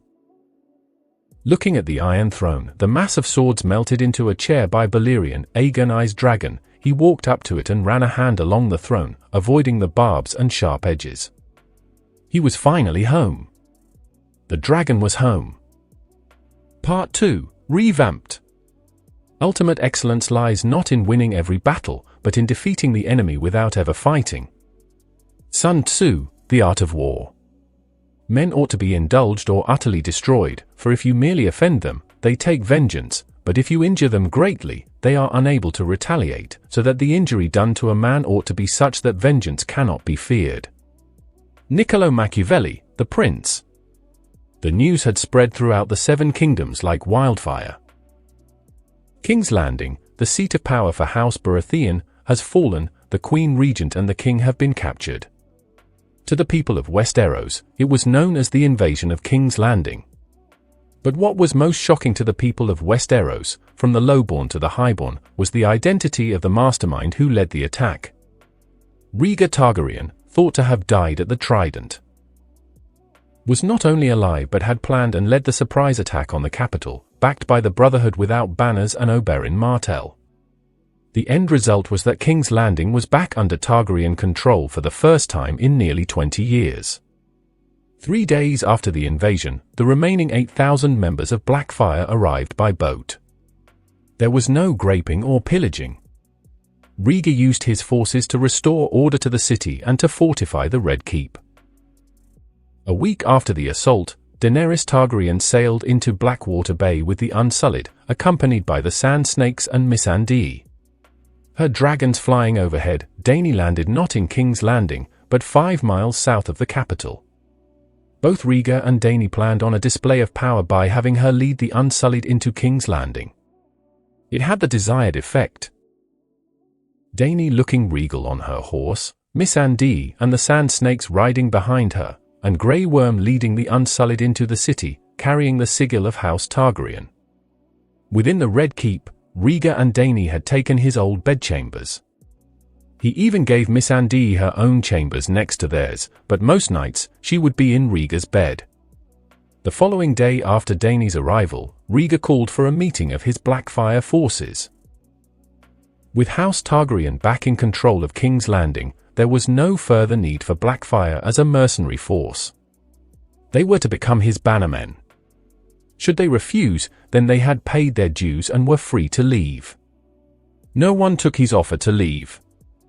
With the return of House Targaryen, there was a political shift in the Game of Thrones. It was revealed that Rhaegar himself was the head of the Pakara merchant house, meaning that House Targaryen was the wealthiest out of all the families, with the Lannisters second and the Tyrells third. A new joke was made of the dragon: if Tywin Lannister could shit gold, then Rhaegar Targaryen could piss silver. The war was not over yet, as Rhaegar knew. There were still 3 problems he had to deal with. The first 2 consisted of the Baratheon brothers, Renly and Stannis. Renly was the more reasonable of the 2, this Rhaegar knew. Stannis would be the problem, but it was nothing that he could not handle. He had hoped that he would kill the usurper himself, but was disappointed at how his enemy had died. Then there was the matter of the Lannisters. It was time for the dragon to pass sentence on the lion. But first, he needed to make allies with the wolf, which is why he had dispatched the Sand Snakes on a diplomatic mission to the Stark camp the day after they had arrived in King's Landing. They were not alone, though, as they had a squad of Blackfire swordsmen as their guards. Obara balked at the escort, but orders were orders. Nymeria was the more diplomatic of the quartet of sisters, which meant that it was left to her to deliver the news to Ned's wife and son. Rhaegar was in the throne room. He was alone, staring at the Iron Throne. But there was something amiss. Looking around the throne room, he saw the dragon skulls lining either side of the room, leading to the throne. Skulls that had not been in the throne room when he had captured Cersei and her children. Rhaegar spun around upon hearing the doors to the throne room slam shut. "My son." Rhaegar spun around. Seated on the throne was his father, the Mad King, Aerys II Targaryen. Aerys rose from his seat. He looked the same as the last time Rhaegar had seen him before fleeing King's Landing, the long unruly white hair, the unkempt beard, the long fingernails and the black crown on his head. "You?" Rhaegar muttered as he was on guard. Aerys may have been his father, but given the fact that he raped his mother and butchered Lyanna's brother and father, he did not hold his father in high regard. Father and son began to circle one another. "My son." "You have done me proud," Aerys rasped. "The dragon will once again sit on the Iron Throne." "No. I will not sit on the throne." "What?" "I've no intention of sitting on the Iron Throne. I have been grooming Aegon as my successor. He will become king." Aerys shook his head. "No. He cannot sit on the throne. He is not a pure Targaryen. You will sit on the throne, and your line through Daenerys will rule." "He is my firstborn son," Rhaegar replied calmly, his tone cold. "Blood does not make you a good ruler. The usurper's line has Targaryen blood, and Robert nearly drove it to ruin. The madness will not affect him like it did you and Viserys. The madness that caused you to lose our throne in the first place will no longer affect my line." Aerys smiled meanly. "Maybe, but I was not the one who spirited the wolf girl away from her family. And now, you can't keep your meat in your pants, as you are sleeping with Daenerys' servant girl, the naughty hoe." Rhaegar saw red. One hand reached out and found its way around the Mad King's scrawny neck. "Missandei is not a hoe," he grated. "She gave herself to me willingly." He released his father, who fell to the floor in a heap. She will help in rebuilding House Targaryen. Aerys chuckled as he rubbed his throat. So, the Prince of Bards does have a backbone after all. Rhaegar has heard enough. Leave my sight, Aerys. Trouble me no more. Rhaegar's eyes snapped open. He was not in the throne room, haunted by his father's ghost. He was in his bedchamber. Dany was on his left, face down, while Missandei's slender arm was slung over his chest, her body spooning into his. Rhaegar looked out the window. It was dawn. The dragons would soon be returning to their dragon pit underneath Aegon's Hill to rest from their night flight. He gently untangled himself from Missandei's embrace and slipped out of the bed, naked. Walking over to the window, he watched as his bannermen and the Unsullied patrolled the Red Keep. A week had passed since the assault on King's Landing. Since then, the capital and the surrounding crownlands were brought under Targaryen control. Rhaegar's first order of business was to dissolve the small council, save for Varys, as he still needed the services of the Master of Whispers. His morning reverie was interrupted when he felt a warm body pressed up against him and a pair of slender arms wrap around his torso. "Is something troubling you, my lord?" It was Missandei. "Nothing is troubling me, Missandei," replied Rhaegar. "You're lying, my lord," his naughty mistress said. Growing up as a slave, she would not have dreamed of speaking her mind. Behind closed doors, she was his equal. "It's not about me, is it?" "Of course not. You gave yourself to me willingly." At Lady Daenerys' request, she added. She was privy to Dany's plans to rebuild House Targaryen, with Rhaegar as the patriarch. She brushed her lips on his bare back. "Remember your promise to me." "I won't. Our children, through you, will be legitimized. Through you and Dany, I will rebuild House Targaryen." While on campaign in the east, Dany had caught the looks that Missandei had been giving Rhaegar. The night after they had departed from Braavos, while they were alone, Dany questioned her servant. Missandei confessed that she was strongly attracted to her elder brother, which led to Missandei becoming Rhaegar's lover. Even though her children would not be heirs to the Iron Throne, they would be part of House Targaryen, as Rhaegar had promised. Rhaegar turned around and kissed her softly on the lips. "We have a long day ahead of us. I must prepare. You too, as well." "Of course, my lord," Missandei replied, releasing him. "Will I see you tonight?" "We'll see." Later that morning, Rhaegar Targaryen stood before the Iron Throne. Standing beside him was Varys. "Even after all these years, it still looks just as ugly as it did when my father sat on it," he said. "Aegon, I was not very subtle in its design." Varys smiled. "Of that, I agree. How is Lord Stark?" Without looking at the spider, Rhaegar said, "From what Rhaenys had told me, the wound in his leg had gotten infected. She has taken it upon herself to be his de facto physician. He will recover. What do you have to report?" "The ravens with your declaration have been sent out to the major houses, with the exception of the Lannister and Stark forces," reported Varys. "And Littlefinger's network of spies dissolved. You do realize that Pycelle is a Lannister man? He did, after all, open the gates to King's Landing to your father and his forces. What's to stop him from doing the same this time around? My little birds also tell me that he also entertained hoes in his bed when, as a Grand Master, he should be celibate. He also managed to send out a raven to Lord Tywin before you came through the doors to the throne room. Yet, you support me and my house's bid to reclaim the Iron Throne," Rhaegar pointed out. "True, but what I do in service to the realm," defended Varys. "And given the choices between the stag and the lion, the dragon is the most suitable choice to sit on the Iron Throne. Stannis sees it as his right, while Tywin covets it as a prize. Power, she is a seductive mistress," intoned Rhaegar. "She is an addictive thrill. One taste and she will leave you yearning for more. Tywin is the extreme example. He despises his youngest son, yet goes to war when he is kidnapped. And the annihilation of House Reign of Castamere. However, I will not sit on the throne. Oh. You know I married Daenerys. When the Great Council of Houses is convened, the Lords will take that into account and will more than likely disqualify me from sitting on the Iron Throne. One Mad King was enough for them, I suppose. If they allow a Targaryen back on the throne, it would be Aegon, as both his and Rhaenys' mother is Elia of Dorne. Are you sure about that? That's what I would do. As for Pycelle, relieve him of his duties. Notify the Great September of his treachery and remove him from the Red Keep.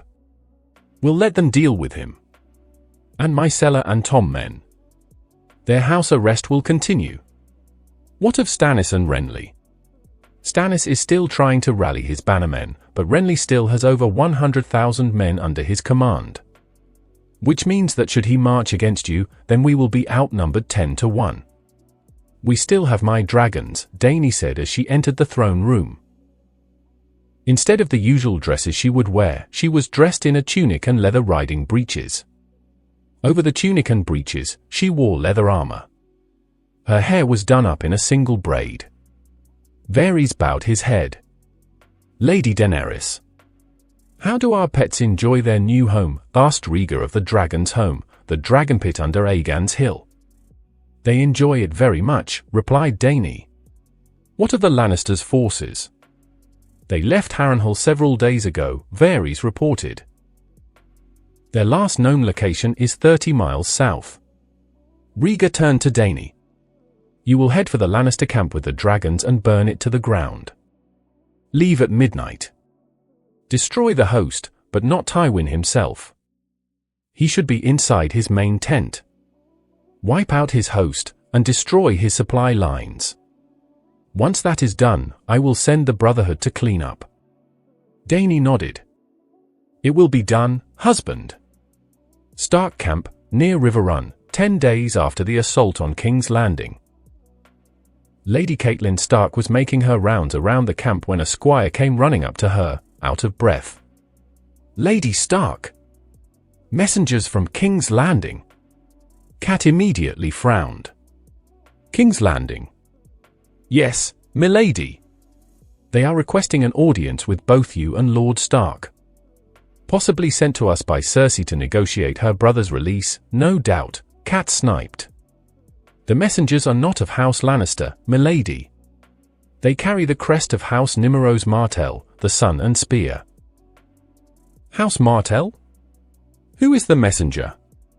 Oberyn Martell. No. The Sand Snakes. Cat's frown deepened. She knew of the Sand Snakes, a quartet of bastard daughters sired by the Red Viper, and just as infamous as their hot-headed father. But she also knew of the long-simmering rivalry between the Lannisters and the Martells, seeing as how the Mountain had killed Princess Elia and her children, or so she thinks. They wish for a meeting, then so be it, Cat replied. Bring them to the meeting tent. And summon my son and the other lords as well. The squire rushed off to obey. Inside the main tent sat the Sand Snakes on one side and Catelyn Stark, her son Robb Stark, the great Jon Umber, Lord Richard Karstark, Lord Roose Bolton, the Blackfish, and Theon Greyjoy. The Frey representative had left the camp with his host once it became known that Robb had broken their agreement by sleeping with the missing medic, Talisa Maega. Robb had a melancholic look to him. Catelyn knew why. The young healer from Volantis had left Robb in such a state. The Sand Snakes also knew, as it was Talisa, Rhaenys' alias, who had told them and had sworn them to secrecy. We thank you for your hospitality, Lady Stark, Nymeria began, playing the role of diplomat. Out of her sisters, she was the best at it. To make things clear, we do not represent House Lannister, as our father and uncle have no more love for the lion than does the wolf. You bring word from King's Landing. What is it? Asked Robb. Nymeria smiled. The dragon has returned. He has returned to King's Landing and has taken back what is rightfully his. Cat's eyes widened, as did the other lords. Impossible. The Targaryen line has been wiped out, Richard Karstark pointed out. Nymeria shook his head. That is what the dragon wanted everyone to believe. In truth, Rhaegar Targaryen is alive and well, as are his children, Rhaenys and Aegon. While all of Westeros was concerned with the ongoing war between the lion, the stag and the wolf, Rhaegar and his forces captured King's Landing in a surprise attack. The Lannister House Guards and the City Watch, which supported them, were all put to the sword. The false queen and her bastard son have been overthrown. What of Cersei and Joffrey? Robb asked. The hoe of a queen and her bastard son are being held prisoner inside the Red Keep. And my father and sisters? They are safe. It was a close call for your father, as Joffrey tried to have him executed at the Great September, replied Nymeria. But he is alive and well. Cat breathed a sigh of relief, as did Robb and the other lords. Thank the gods, she said. Even Theon looked overjoyed. Nymeria then produced a parchment and handed it to a squire. A proclamation from Lord Rhaegar himself. Careful, lad, the great Jon rumbled, knowing of Teen's habits in regard to poison. The squire handed the parchment off to Cat. The Stark matriarch looked at the wax seal and recognized the three-headed dragon sigil of House Targaryen, as did the great Jon and Karstark. Cat broke the seal, unrolled the parchment, and began to read. To the lords of Westeros. The dragon has returned to claim what is rightfully his from the usurper. By the time this message reaches you, King's Landing and the Crown Lands will be under Targaryen control. I have not died at the Trident, as most people believed, nor did my family die at King's Landing, as most of you believed. Second, Joffrey Baratheon is not heir to the Iron Throne, as he and his siblings are not trueborn of his mother and the usurper, but rather a product of incest between herself and her brother, Jaime Lannister. Cat stopped reading, eyes widened in disbelief before continuing. Both mother and son are detained within the Red Keep. Next, the charges of treason brought forth on Eddard Stark of Winterfell have been expunged, with his titles and honors having been restored, as they were brought onto him by a false king. Finally, Lady Daenerys and I call on the House Lords and one of their retainers to come to King's Landing for a mandatory meeting of the Council to swear fealty to my house. In exchange for your loyalty, my house will forswear vengeance on those who supported the usurper in his rebellion. Lord Rhaegar Targaryen and Lady Daenerys Stormborn of House Targaryen. Long story short, your husband discovered that Cersei's children are not Robert's. The father is the Kingslayer himself. Cersei had your husband arrested and branded a traitor in an attempt to keep the secret safe, said Nymeria. Seven hells, the great Jon muttered. A bastard for a king. There's also the matter of the Kingslayer, continued Nymeria. He is to come to King's Landing to face charges of regicide in regard to Aerys II Targaryen, and that number could rise by the time Rhaegar's investigation into the Lannisters is complete. But one thing is for certain, Jaime Lannister will die for his crimes, as will Tywin Lannister. Finally, some justice in this world, Karstark muttered. I don't trust them, the great Job rumbled. I don't know what's worse, the lion or the dragon. We have no choice but to trust them, Robb replied, standing up. You're in command until Mother and I come back or we send word from King's Landing. Theon, you're with me. Theon nodded, following Robb out of the tent. They were accompanied by Cat and the Sand Snakes. Escorted by 2 Stark bannermen and the Blackfire mercenaries, now the bannermen of House Targaryen. Robb and Catelyn walked past the impromptu cells containing prisoners of war from House Lannister. But Cat and Robb ignored them and continued on. Their concern was chained to a wooden post, guarded by 2 armed soldiers, a short distance from the cells. Jaime Lannister, the Kingslayer. You look radiant tonight, Lady Stark, Jaime complimented, sarcasm evident in his voice as Catelyn and Robb stood over him. You're going to King's Landing, Robb deadpanned. Oh? Am I to be traded for your husband and daughters, Lady Stark? Jaime mocked. Enjoy your time with him as much as you can before he takes the black. This is unexpected of my sister, having to trade me for your father and sisters.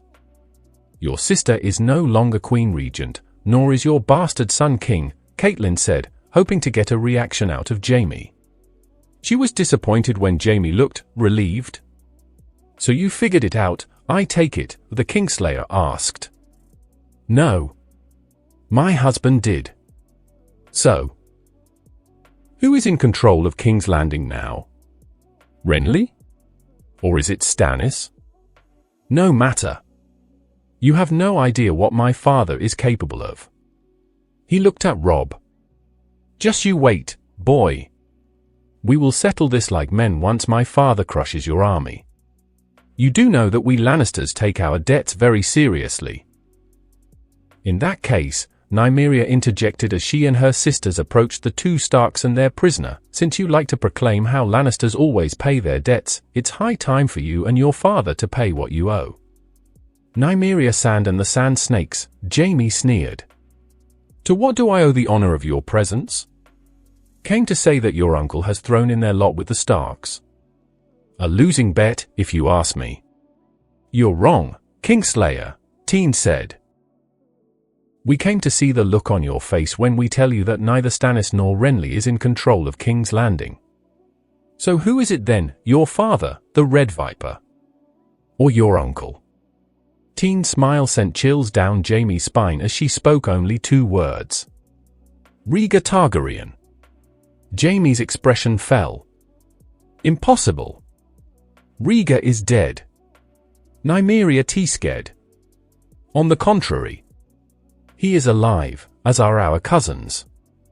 Your twin sister and her bastard children are now guests of the Red Keep. As for you, you are to be brought to King's Landing to face charges of regicide, a charge that carries an automatic death sentence. With a nod of the head, Obara knocked Jaime out with a blow to the head. Make sure he is properly bound, as we can't have him escaping on the road back to King's Landing, Nymeria ordered the Targaryen bannerman. As you command, Lady Nymeria, the bannerman said, and went about his task of adding further restraints on the unconscious Lannister.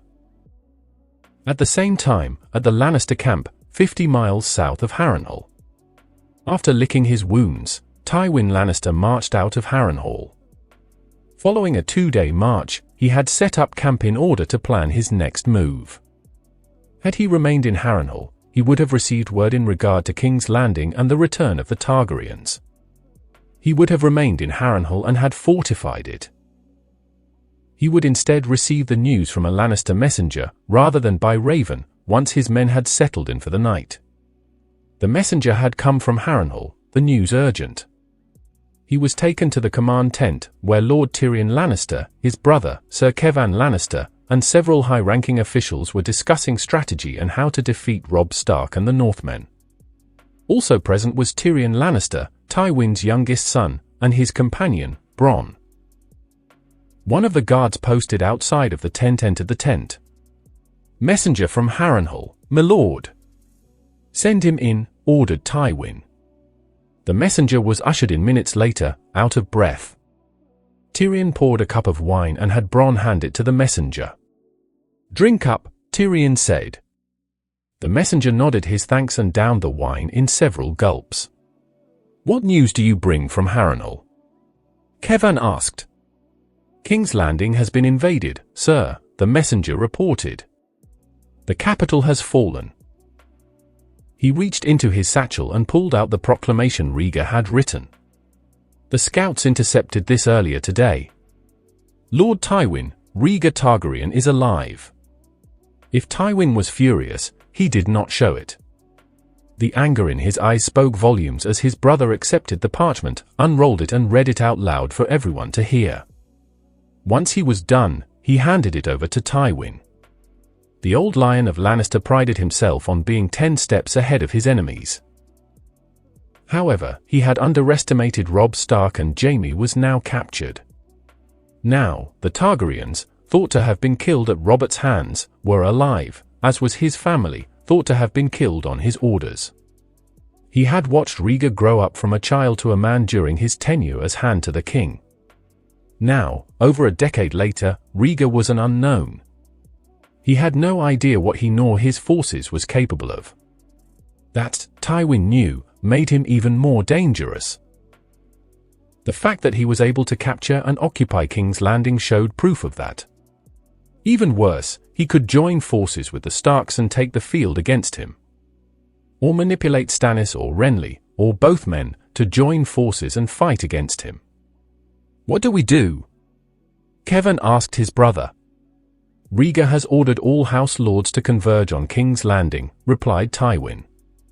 "I will do as he asks. Only I will bring my entire army with me.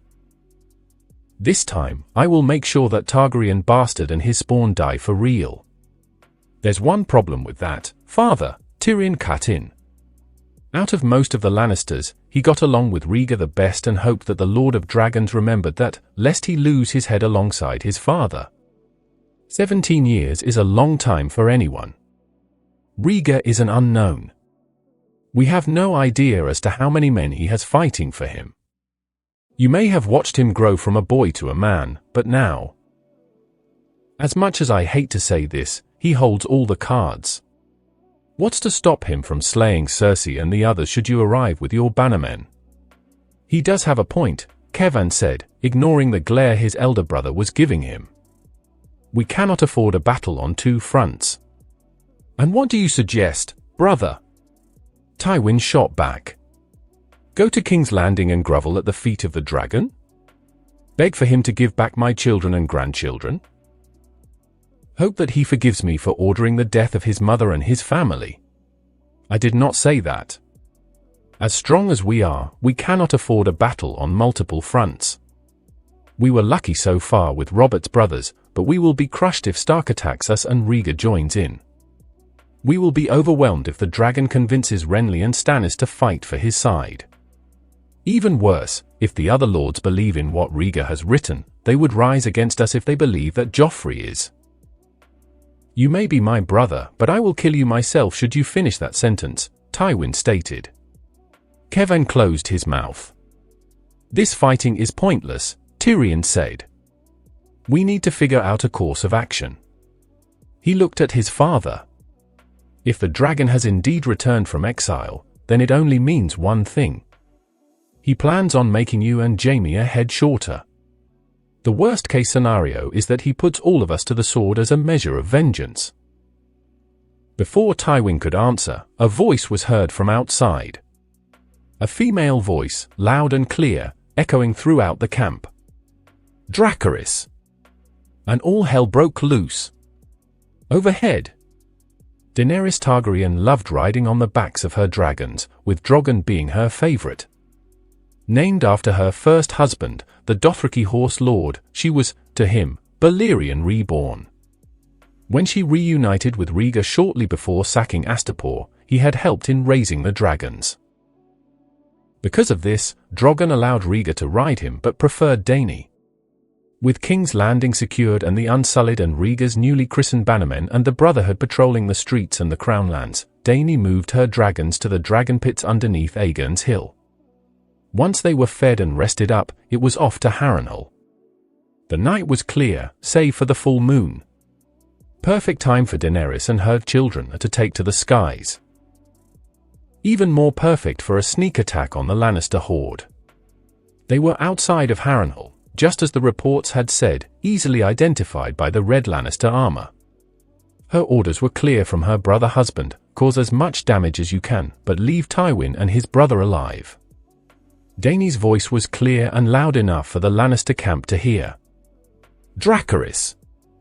With an ear-splitting roar, Drogon swooped in, with Viserion and Rhaegal following close behind. Drogon opened his maw and from his gullet came black and crimson flames. The soldiers inside the tents had no time to react as they were immolated. Dragonfire shot out from the maws of Viserion and Rhaegal. The colors were pale gold tinted with red and orange yellow tinted with green. Men died in their sleep as the flames consumed them. They were the lucky ones. Curses and screams were heard throughout the camp. The sound of men dying in droves. Most who tried to run were incinerated. Others managed to get away. Dracarys! An inhuman roar was heard, followed by the sound of fire and men screaming. Bronn quickly drew his sword, as did Kevan. The three Lannisters and the Sellsword rushed to the tent's opening and looked out into the camp.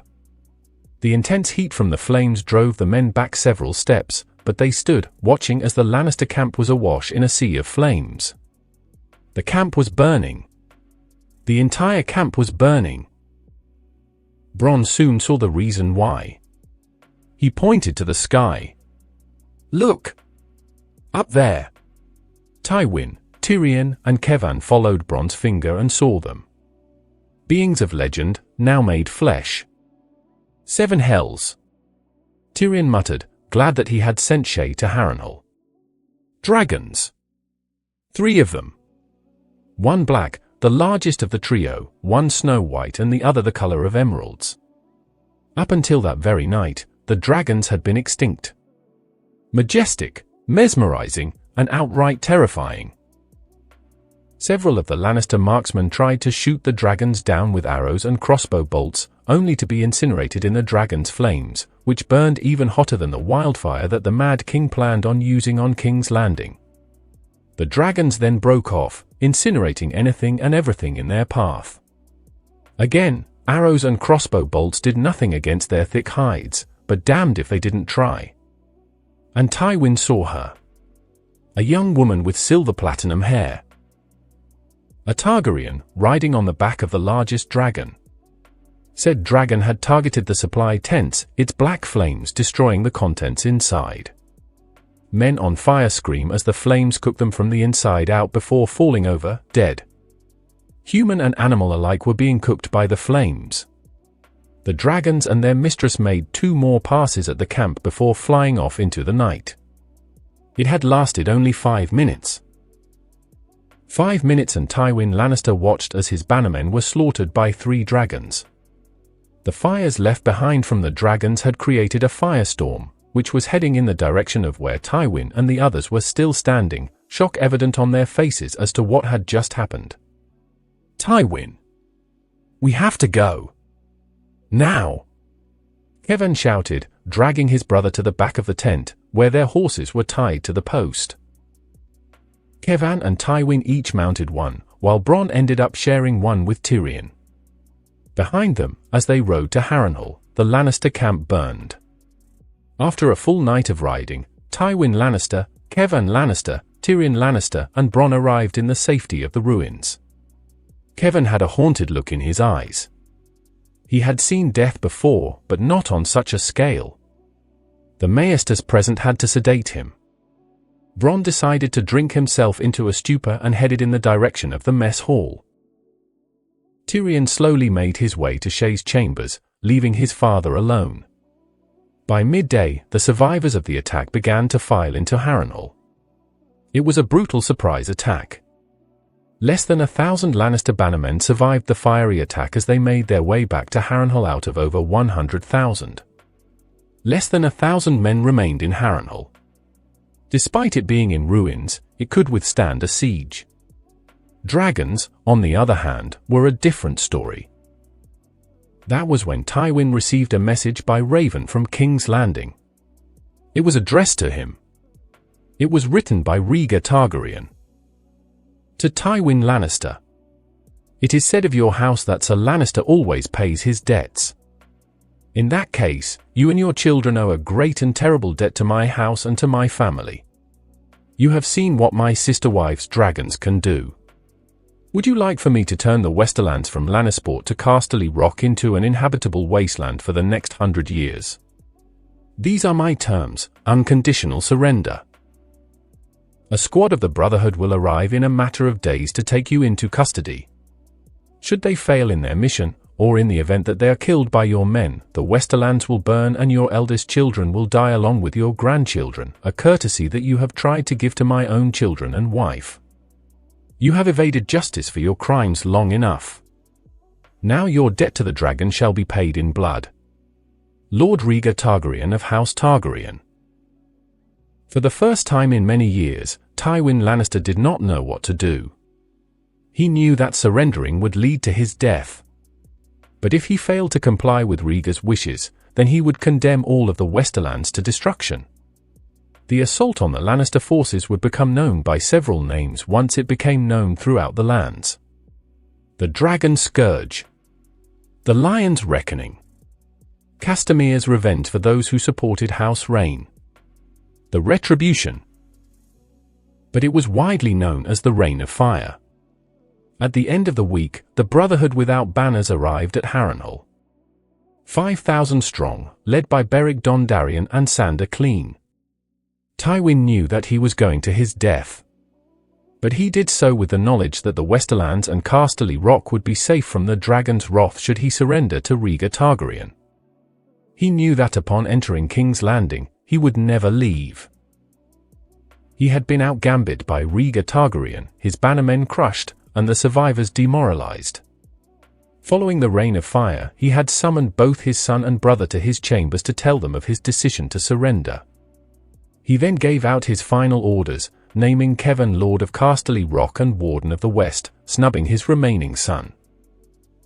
When Tyrion demanded an explanation as to why Kevan was named Lord of Casterly Rock while he was looked over yet again, Tywin denounced his own son, blaming Tyrion for the death of his wife, calling him an ill-made, spiteful little creature, and saying that he would rather be consumed by maggots rather than to make him head of Casterly Rock right before disinheriting his youngest son. Even Bronn found that to be incredibly harsh. Dressed in his finest armor, head held high, Tywin Lannister surrendered to the Brotherhood. His sword was removed from his side and his wrists were placed in irons. Tywin glared at Sandor. "Traitorous dog," he snarled. "You dare betray my family? You dare betray me? Lord Rhaegar gave me the chance of not only keeping my head but also killing my brother," Sandor replied. The dragon kept his end of the bargain. "My brother is dead." Tywin's eyes narrowed. "You will pay for this, dog." "Hardly," the Hound replied. "Tywin Lannister, you are charged with the attempted murder of Princess Rhaenys Targaryen, Prince Aegon Targaryen and Princess Elia Martell. You are also being charged with the crime of regicide, as it was through your orders that Queen Rhaella Targaryen is now dead." Tywin's jaw was set as he mounted his horse. He was silent as he was led out of Harrenhal, as were his surviving bannermen. At the same time, in King's Landing, Rhaegar Targaryen stood outside of Ned Stark's room. Rhaenys had given him an update on the wolf's condition. He was awake, the fever broken. He could hear him talking to his daughters. Only a week ago did he come close to dying at the hands of a false king. There was so much bad blood between the wolf and the dragon. Rhaegar knew that he had to make amends, or else he would be forced to break his promise to Lyanna and turn the wrath of the dragon upon House Stark. No, Rhaegar thought as his hand gripped the door handle. Stark must know the truth about his sister and me. Only then will the wounds between our houses heal. He opened the door and stepped inside. Ned was very much surprised to see Rhaegar Targaryen step into his room. For 17 years he thought the Prince of Dragons was dead, slain by Robert. But here he was, alive and well. He felt the old anger return. The anger was a thought long since extinguished. But there was nothing he could do. He was at the dragon's mercy. But at the same time, he felt somewhat grateful. From what Sansa and Arya had told him, Rhaegar was the reason why his head was still on his body. As Sansa and Arya stood to receive the Lord of Dragons, he addressed both girls. "Please leave us. Your father and I have much to discuss." He gave the girls a once-over. "The both of you can do with a bath and a fresh change of clothes. The scepters will see to your comfort." With a bow, Sansa and Arya left the room. For a long moment, the two patriarchs said nothing. Finally, Rhaegar broke the silence. "How is your leg?" "Much better, my lord," Ned replied. "I think we are on equal footing, Stark," Rhaegar replied as he pulled up a chair to the bed and sat down. "You can thank my daughter, Rhaenys, for your recovery. She is a skilled warrior, but an even better healer." His expression then grew somber as he remembered the woman who had shaped his life. "There were only 4 women I had truly loved with the passion of a dragon: Daenerys, Missandei, Elia, and your sister." Ned remained silent. He saw the look on Rhaegar's face and decided to hold his tongue. Lyanna was the opposite of Elia, continued the Targaryen patriarch. Wild, rebellious, outspoken, a true child of the North. It was that reason that attracted me to her the first time I saw her. A she-wolf who refused to be tamed. Ned could only smile, as that description fitted his sister down to a T. So much of Lyanna was seen in Arya. The feelings were mutual between her and me. I loved Elia, but she was always a delicate woman. Her last pregnancy had almost killed her, and she could not bear any more children. In a way, I guess, no, I was being selfish. I did not abduct Lyanna. On the lives of my children, I did not abduct her. She came to me willingly. Now this shocked Ned. For a long time, he thought that the man before him had kidnapped his sister. But Rhaegar was not finished. Lyanna did not want to marry the usurper, I mean, Robert. She was privy to his excessive drinking and whoring. My intentions were honorable. She was to remain in the Tower of Joy until I could dissolve my marriage to Elia and marry her, which would have granted your house a powerful ally once I ascended to the Iron Throne. But you can guess what happened next. Events beyond my control led to the rebellion and my family's exile. I had every intention of facing Robert in combat, but Elia talked me out of it. Your children still need their father, and Daenerys and Viserys need their brother, she said. Had it been anyone else, I would have refused. A Targaryen loyalist rode off to the Trident in my place.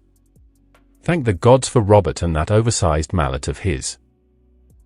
Mother was still weak from giving birth to Daenerys and decided to remain with father in the city.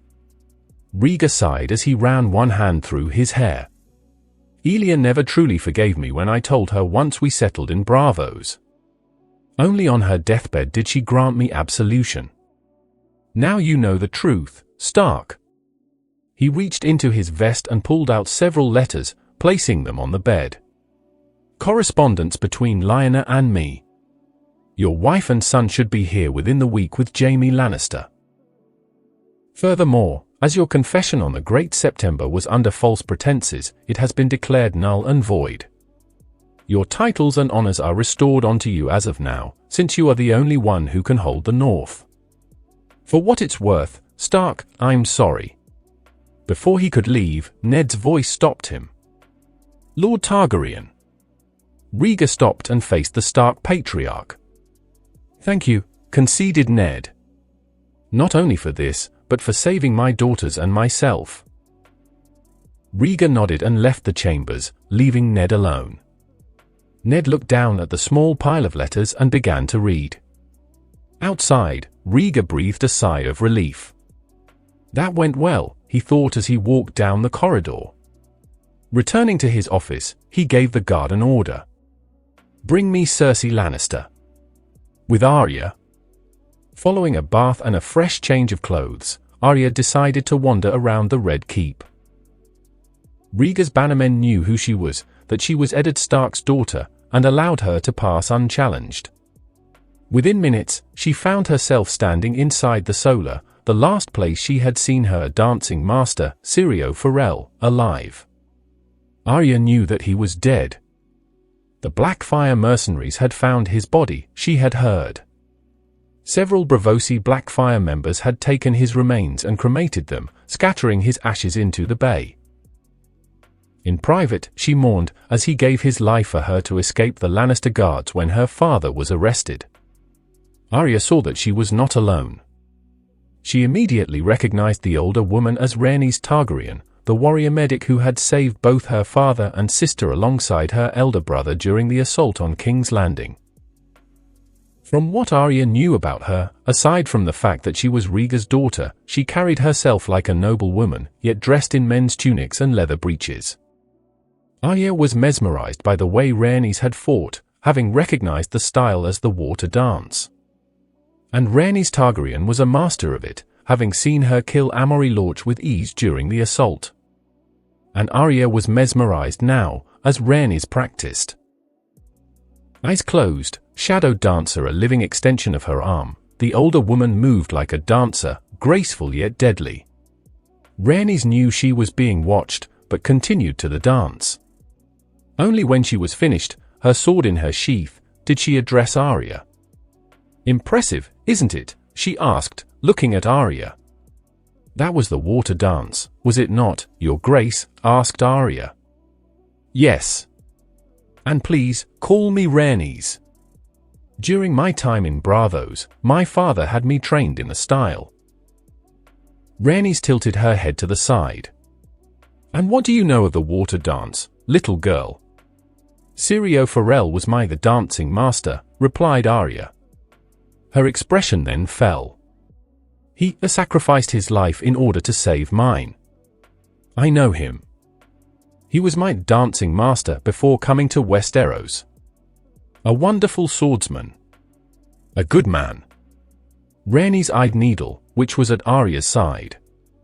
"May I?" Arya consented and handed Needle over. Rhaenys balanced the blade on her index and middle fingers. "Very light. And strong. Good workmanship." She tossed it in the air and caught it by the handle. After a moment, she returned Needle to Arya. "There is an old saying, the teacher shall appear once the student is ready. The water dance is not something that is to be taken lightly, as you have seen. It is a refined style, a graceful style, unlike the traditional Westerosi swords play. I can teach you how to move and how to think like a bravo. Do you still wish to learn the water dance?" Arya nodded. Rhaenys smiled as she patted Arya on the head. "Be here tomorrow at noon. I'll begin your training. Just so you know, I am a hard teacher, but I am fair. The path before you is not easy, but you have the potential, if Syrio Forel was your dancing instructor." "With Sansa?" Sansa had a lot to think about as she emerged from her room, fresh and clean from her bath. The servants had laid out a simple blue dress for her and done up her hair into a single braid.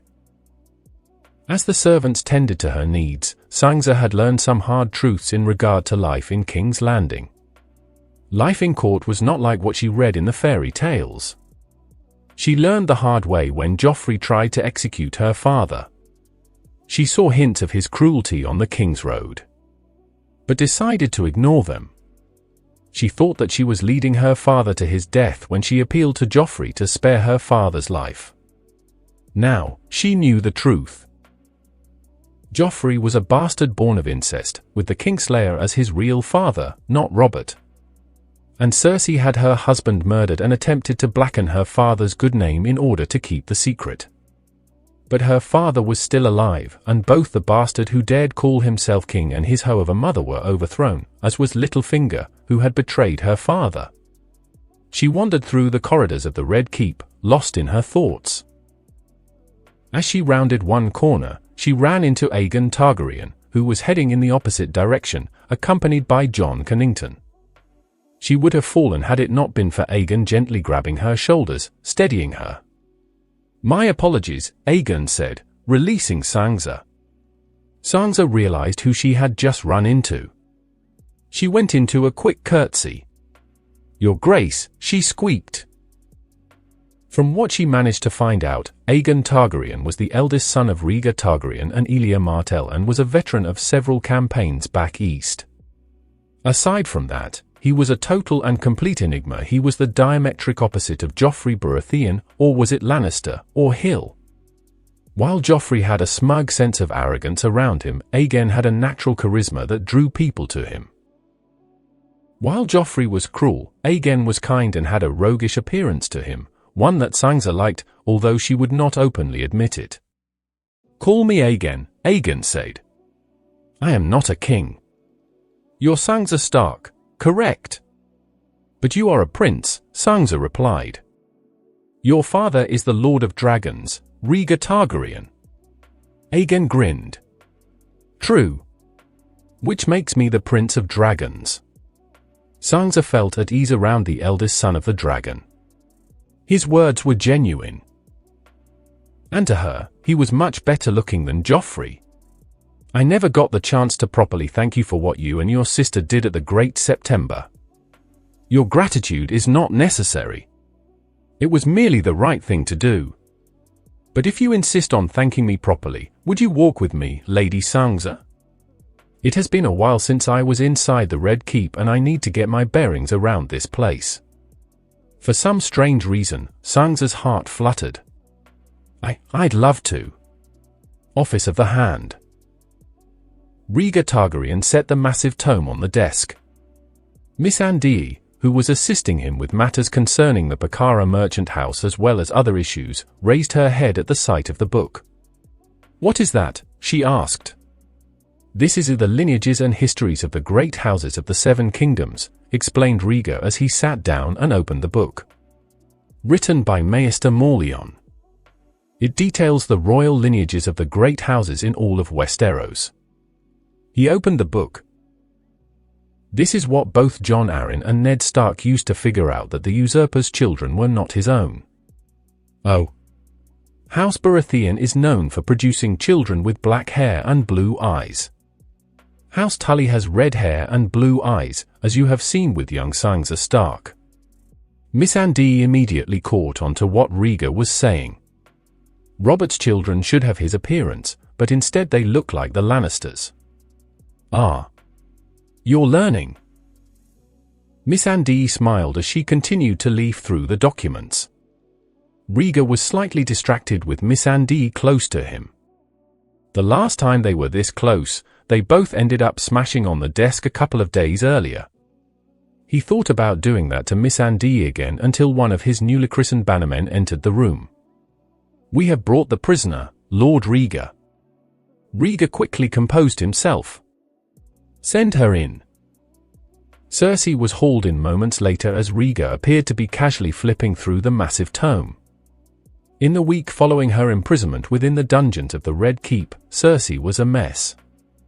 Her dress was filthy, her blonde hair greasy and unkempt, and her face smudged with dirt. Irons were on her wrists and ankles, as Rhaegar was not taking any chances. Cersei was half dragged into the room and planted into the chair facing Rhaegar. Eyes burning with anger and defiance, Cersei glared at the Lord of Dragons. It was bad enough for her to be brought in like a common criminal. As she had been brought from the dungeons to the Hand's chambers, she was led past the stables, where Rhaegar's Sellswords-turned bannerman had given her the once-over, the lecherous looks in their eyes making their intentions clear. The lineages and histories of the great houses of the Seven Kingdoms, Rhaegar said, turning a page. You remember what people once said about me? That I was a bookworm. The Bard Prince, they called me. Ironic, don't you think? The truth about your children hidden in plain sight. Jon Arryn found out the truth and was killed over it. Ned Stark found out about your children and your bastard son tried to make him a head shorter. Rhaegar closed the book and looked at the chained Lannister. If looks could kill, Rhaegar knew that he would be nothing but ashes. We found your cousin. Lancel Lannister. He was hiding inside the Red Keep. He is your Uncle Kevan's eldest, right? Cersei remained silent. He was uncooperative at first with the interrogators. But then, he cracked. My interrogators from Essos are very good at getting the information they want, with violence being the last resort, continued Rhaegar. I saw them in action once. It was an enlightening experience, to say the least. By breaking the mind, you gain control over one spirit. And Lancel's told my men some very interesting things regarding you. Now Cersei was starting to look nervous. There is a reason why I brought you here, rather than face the interrogators, Cersei. Aside from spreading your legs to Lancel, you also gave him fortified wine to give to the usurper whilst out on his hunt for boar. Conspiracy to commit regicide, never knew you had it in you. The truth is this, Cersei. I have you dead to rights. I can have you executed for the crime of regicide. Granted that the usurper was a false king, but a king nonetheless. Then again, if Lord Stark had told Robert before he left for his trip, then I would suspect that the usurper would put your children to the sword, your father be damned. Confess now and I won't have you executed. A lifetime under house arrest in the Western lands, far from Casterly Rock, will suffice. Cersei smiled meanly.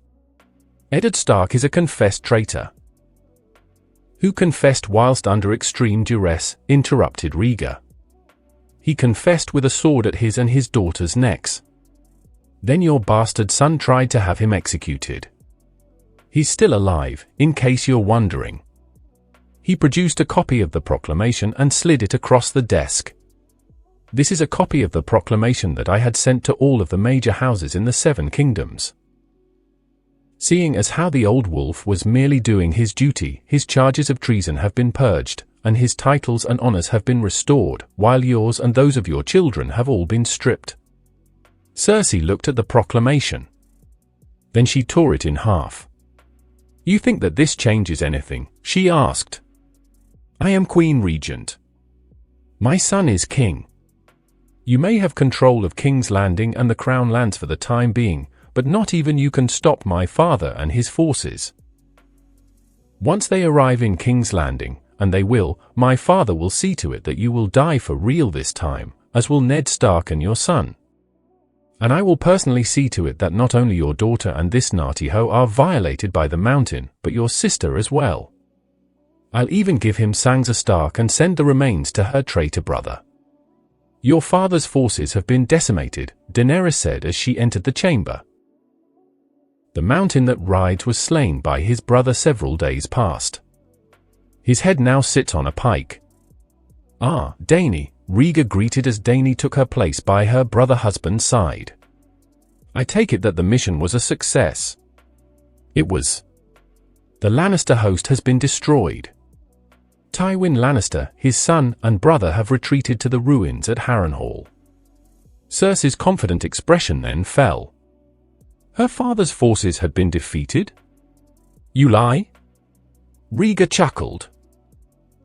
I've been playing the Game of Thrones a lot longer than you have, dear Cersei. Of course your father and his forces were the bigger threat. So they had to either be destroyed or crippled to the point that they would not raise their banners in rebellion again. There is a reason as to why Daenerys is known as the Mother of Dragons. It's amazing what one can do with 3 fully grown dragons. The Lannister forces have been crushed, and once the Northmen find out about this, they will swoop in to finish the job. He looked at Cersei, who was now visibly scared. What? No witty comeback? No sense of defiance from the lioness. Cersei was fuming. You know there are different ways one can kill a man. Flesh can tear, bones can shatter. I find that destroying their will is far more effective. You have nothing but empty threats, Cersei, and they can't harm me. He leaned back in his chair. For 17 years, I have been planning and plotting. 17 years, and I have not forgotten the offenses your house has done to my family. The only thing that is stopping me from eradicating your house is that there are decent and good people within the House of Lannister, among them being your uncle and his wife, not to mention the imp. Your female spies and those of Littlefingers who refuse to join with me and Lord Varys. I gave it to my men for their enjoyment. What would happen if I handed them you? You wouldn't dare. Oh, but I would, the Lord of Dragons replied. You noticed how my men were just licking their chops as you walked past, salivating at the thought of sleeping with a queen, especially one who already spread her legs to her brother and cousin. My men are a wild bunch, but they are loyal. The majority of them are Targaryen loyalists. But some are descendants of House Rain, as is my chief interrogator. When I found out that some had survived the destruction of their house and set up shop in Bravos, I offered to revive their house, provided that they prove their worth to the dragon. You think you know suffering, Cersei? You have seen nothing yet. You think Jaime would still want you after you've been passed around like a piece of meat, with the men of House Rhaen going first? Or do you think Jaime will still want you after I force him to watch as my men sleep with you for hours on end? You think he would still want you after being slept with like the hoe that you are? Then again, how would he want you if you were molested to death? You're bluffing, countered Cersei. Am I? Please, feel free to call my bluff anytime. I'm not the same Rhaegar Targaryen you once knew. You think that with your wealth and influence that your family is safe. You are wrong. In my exile, I have become wiser, but I have also become less forgiving to those who commit such offenses to the dragon. The lion has been complacent in his abilities. All Tywin has to do is play the reins of Castamere, and the rebellious shall fall into line out of fear. But your father made one fatal mistake. That mistake was not making sure that my family and I were dead. House Stark is the least of his worries now. His army, for all intents and purposes, is gone. His supply lines are gone. But this is just the beginning. Lannisters always pay their debts, but the dragon does not forget. The dragon does not forgive. The lion owes a great debt to the dragon, and the dragon will collect with fire and blood. My father will destroy you, just as he had done to House Rhaen when they rebelled against him. I don't think so. Can't destroy the dragon when his army is in ashes. Rhaegar leaned forward in his chair. You, your twin brother, and your father have absolutely no idea who you are messing with. I am the Lord of the Dragons. For your family's crimes against my house, I can exterminate the House of Lannister in such a way that it would make what your father did to House Rhaen look like a minor dispute. The lion will be nothing more than a rumor. It will never have existed. I will give your children the same courtesy your father tried to give to mine when he sacked King's Landing. Your father will be alive long enough to watch as the dragon takes his revenge. And when Casterly Rock is nothing but rubble and the Westerlands are engulfed in a sea of dragon fire, the lion will know misery and pain. Your family will know despair and sorrow. And on that day when the lives of your father, cousin, and brother end and their souls are sent screaming to the seven hells, only then will the debt to my family finally be paid. Cersei felt the temperature in the chamber drop. She looked at Rhaegar, then at Dany. She still looked defiant. Still think that I am bluffing? Rhaegar asked. They say that the greatest suffering that a parent can know is the loss of a child. You have 2 more children aside from Joffrey. Cersei's eyes widened as the realization of what Rhaegar planned hit her. No, she whispered, her mind going back to the prophecy given to her by Maggie the Frog in regards to her children. Gold shall be their crowns and their shrouds, and when your tears have drowned you, the Valonqar shall wrap his hands about your pale white neck and choke the life out of you. Still don't believe me? Then a lesson is in order. Rhaegar turned to one of the guards. Kill her children, save Joffrey for last. Bring their bodies to her. Wait. Quick and clean for my cellar and Tom men. Slow and painful for Joffrey. Wait. Stop. A glance to the soldier stopped him mid-step. Please? Cersei pleaded. My children, not my children. You think I'm still bluffing? Rhaegar asked. Cersei shook her head, the tears running down her face. The lioness was now broken. You have something to say to me, Cersei? Rhaegar asked. If I confess? She whispered, broken. My children. They will be spared the sword. Unlike Joffrey, I keep my word, Rhaegar confirmed. Did you conspire with Lancel Lannister to commit regicide on the usurper, Robert Baratheon? Yes.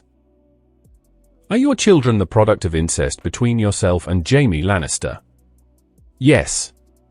Did you push Bran Stark out of the window whilst in Winterfell? No. Jaime did that. The boy caught Jaime and me together. Jaime had hoped that the fall would kill him. Did you send the assassin to murder Bran Stark? No. I did not. Did you or your brother murder Jon Arryn? No. Rhaegar looked satisfied. He looked at her guards. Return her to her cell. As the men hauled Cersei to her feet, he added, You will be brought back to sign a confession of what you have told me this very day, and it will be presented to the lords of all the main houses in Westeros once they arrive to swear fealty to my house. Cersei was taken back to her cell. Once Cersei was gone, Dany asked, You were bluffing about her children? Yes. Unlike Tywin, I do not hurt children. So what do you have planned for Cersei's little bastards? Joffrey will take the Black, and the other two will join their mother in exile. I ran into Varys on my way here, Dany said. He wanted to relay a message to you. Renly Baratheon is on his way to King's Landing. He should be joining up with the Starks and their envoy once they enter the Crown Lands. And his brother. Still on Dragonstone. Your proclamation should reach him by now, as with the other houses. Rhaegar leaned back in his chair. Good. Once it becomes known that your dragons were responsible for the annihilation of the Lannister forces, the other houses will fall into line. And if they don't? Missandei asked. They won't consider the thought of rebellion. Trust me on this. All we do now is wait for the lords to come and recognize the dragon as the rightful ruler of the Seven Kingdoms. But should they rebel, then they won't be around to argue. Dany and Missandei left the issue at that. One thing for certain is that the next couple of weeks would become very interesting once the Grand Council of Lords was convened. King's Landing, 3 days later. Under heavy guard, did Tywin Lannister arrive in King's Landing? Sandor and Beric had made excellent time, having arrived in King's Landing in 3 days' time with their prisoner. Tywin knew that he was going to his death. But he did so with the knowledge that the Westerlands and Casterly Rock would be safe from the dragon's wrath should he surrender to Rhaegar Targaryen. He knew that upon entering King's Landing, once he entered the Red Keep, he would never leave alive. He had been outgambit by Rhaegar Targaryen, his bannermen crushed, the survivors demoralized, and the Westerlands were being held hostage in exchange for his surrender. Upon entering the Red Keep's main courtyard, Tywin saw that Rhaegar and Daenerys Targaryen were waiting for him, flanked by 3 squads of Unsullied. Also present was Lord Rhaewald Rhaine. As the direct descendant of the Red Lion of Castamere, he felt obligated to be present at this moment. The Unsullied present readied their spears, just in case Tywin tried to do something rash. Tywin dismounted from his horse and calmly walked forward, stopping in front of the Lord of Dragons, the anger in his eyes saying more than words could ever say. Rhaegar knew that he had won. He did not rub it into Tywin's face that he had won. He did not gloat that Cersei and Joffrey were locked away and that Jaime was soon to join them. Instead, he stood there, hands behind his back, violet eyes staring into the golden-flecked green orbs of the Lion of Lannister. When Cersei had Ned Stark arrested, she believed that a tame wolf was better than a dead one. In Rhaegar's case, however, a dead lion was better than a tame one. Tywin's jaw was set as Rhaegar ordered 2 of the Unsullied to strip him of his armor in High Valyrian, leaving him in his tunic and breeches. Irons were brought in and snapped on his wrists. Before Tywin could be taken away, Rhaewald Rhaine stepped forward. Before anyone knew what was happening, Rhaewald's fist slammed into Tywin's torso, knocking the air out of his lungs, causing Tywin to sink to his knees, coughing. For my great-grandfather, the Red Lion, Rhaewald snarled before his fist smashed into Tywin's jaw, knocking out several of his back teeth. For Castamere, he finished. As 2 of the Unsullied grabbed Tywin by the arms and dragged him to his feet, Rhaegar intoned in a scornful tone the first lines of the Reigns of Castamere. "And who are you," the proud lord said, "that I must bow so low?" Tywin said nothing. Rhaegar smiled meanly. "You are charged with entering King's Landing under a false banner of friendship," he intoned, and regicide in regard to Queen Rhaegar Targaryen. Both crimes carry the death penalty. Now we shall see whether or not the joke about you being able to shit gold is true or not. To the Unsullied, he said in High Valyrian, I want him confined in a solitary cell for the time being. Put him next to his daughter and grandson. Tywin Lannister was then forcibly hauled away to the dungeons. You stand in the presence of Daenerys Stormborn of House Targaryen, rightful heir to the Iron Throne, rightful Queen of the Andals and the First Men, protector of the Seven Kingdoms, the Mother of Dragons, the Khaleesi of the Great Grass Sea, the Unburnt, the Breaker of Chains.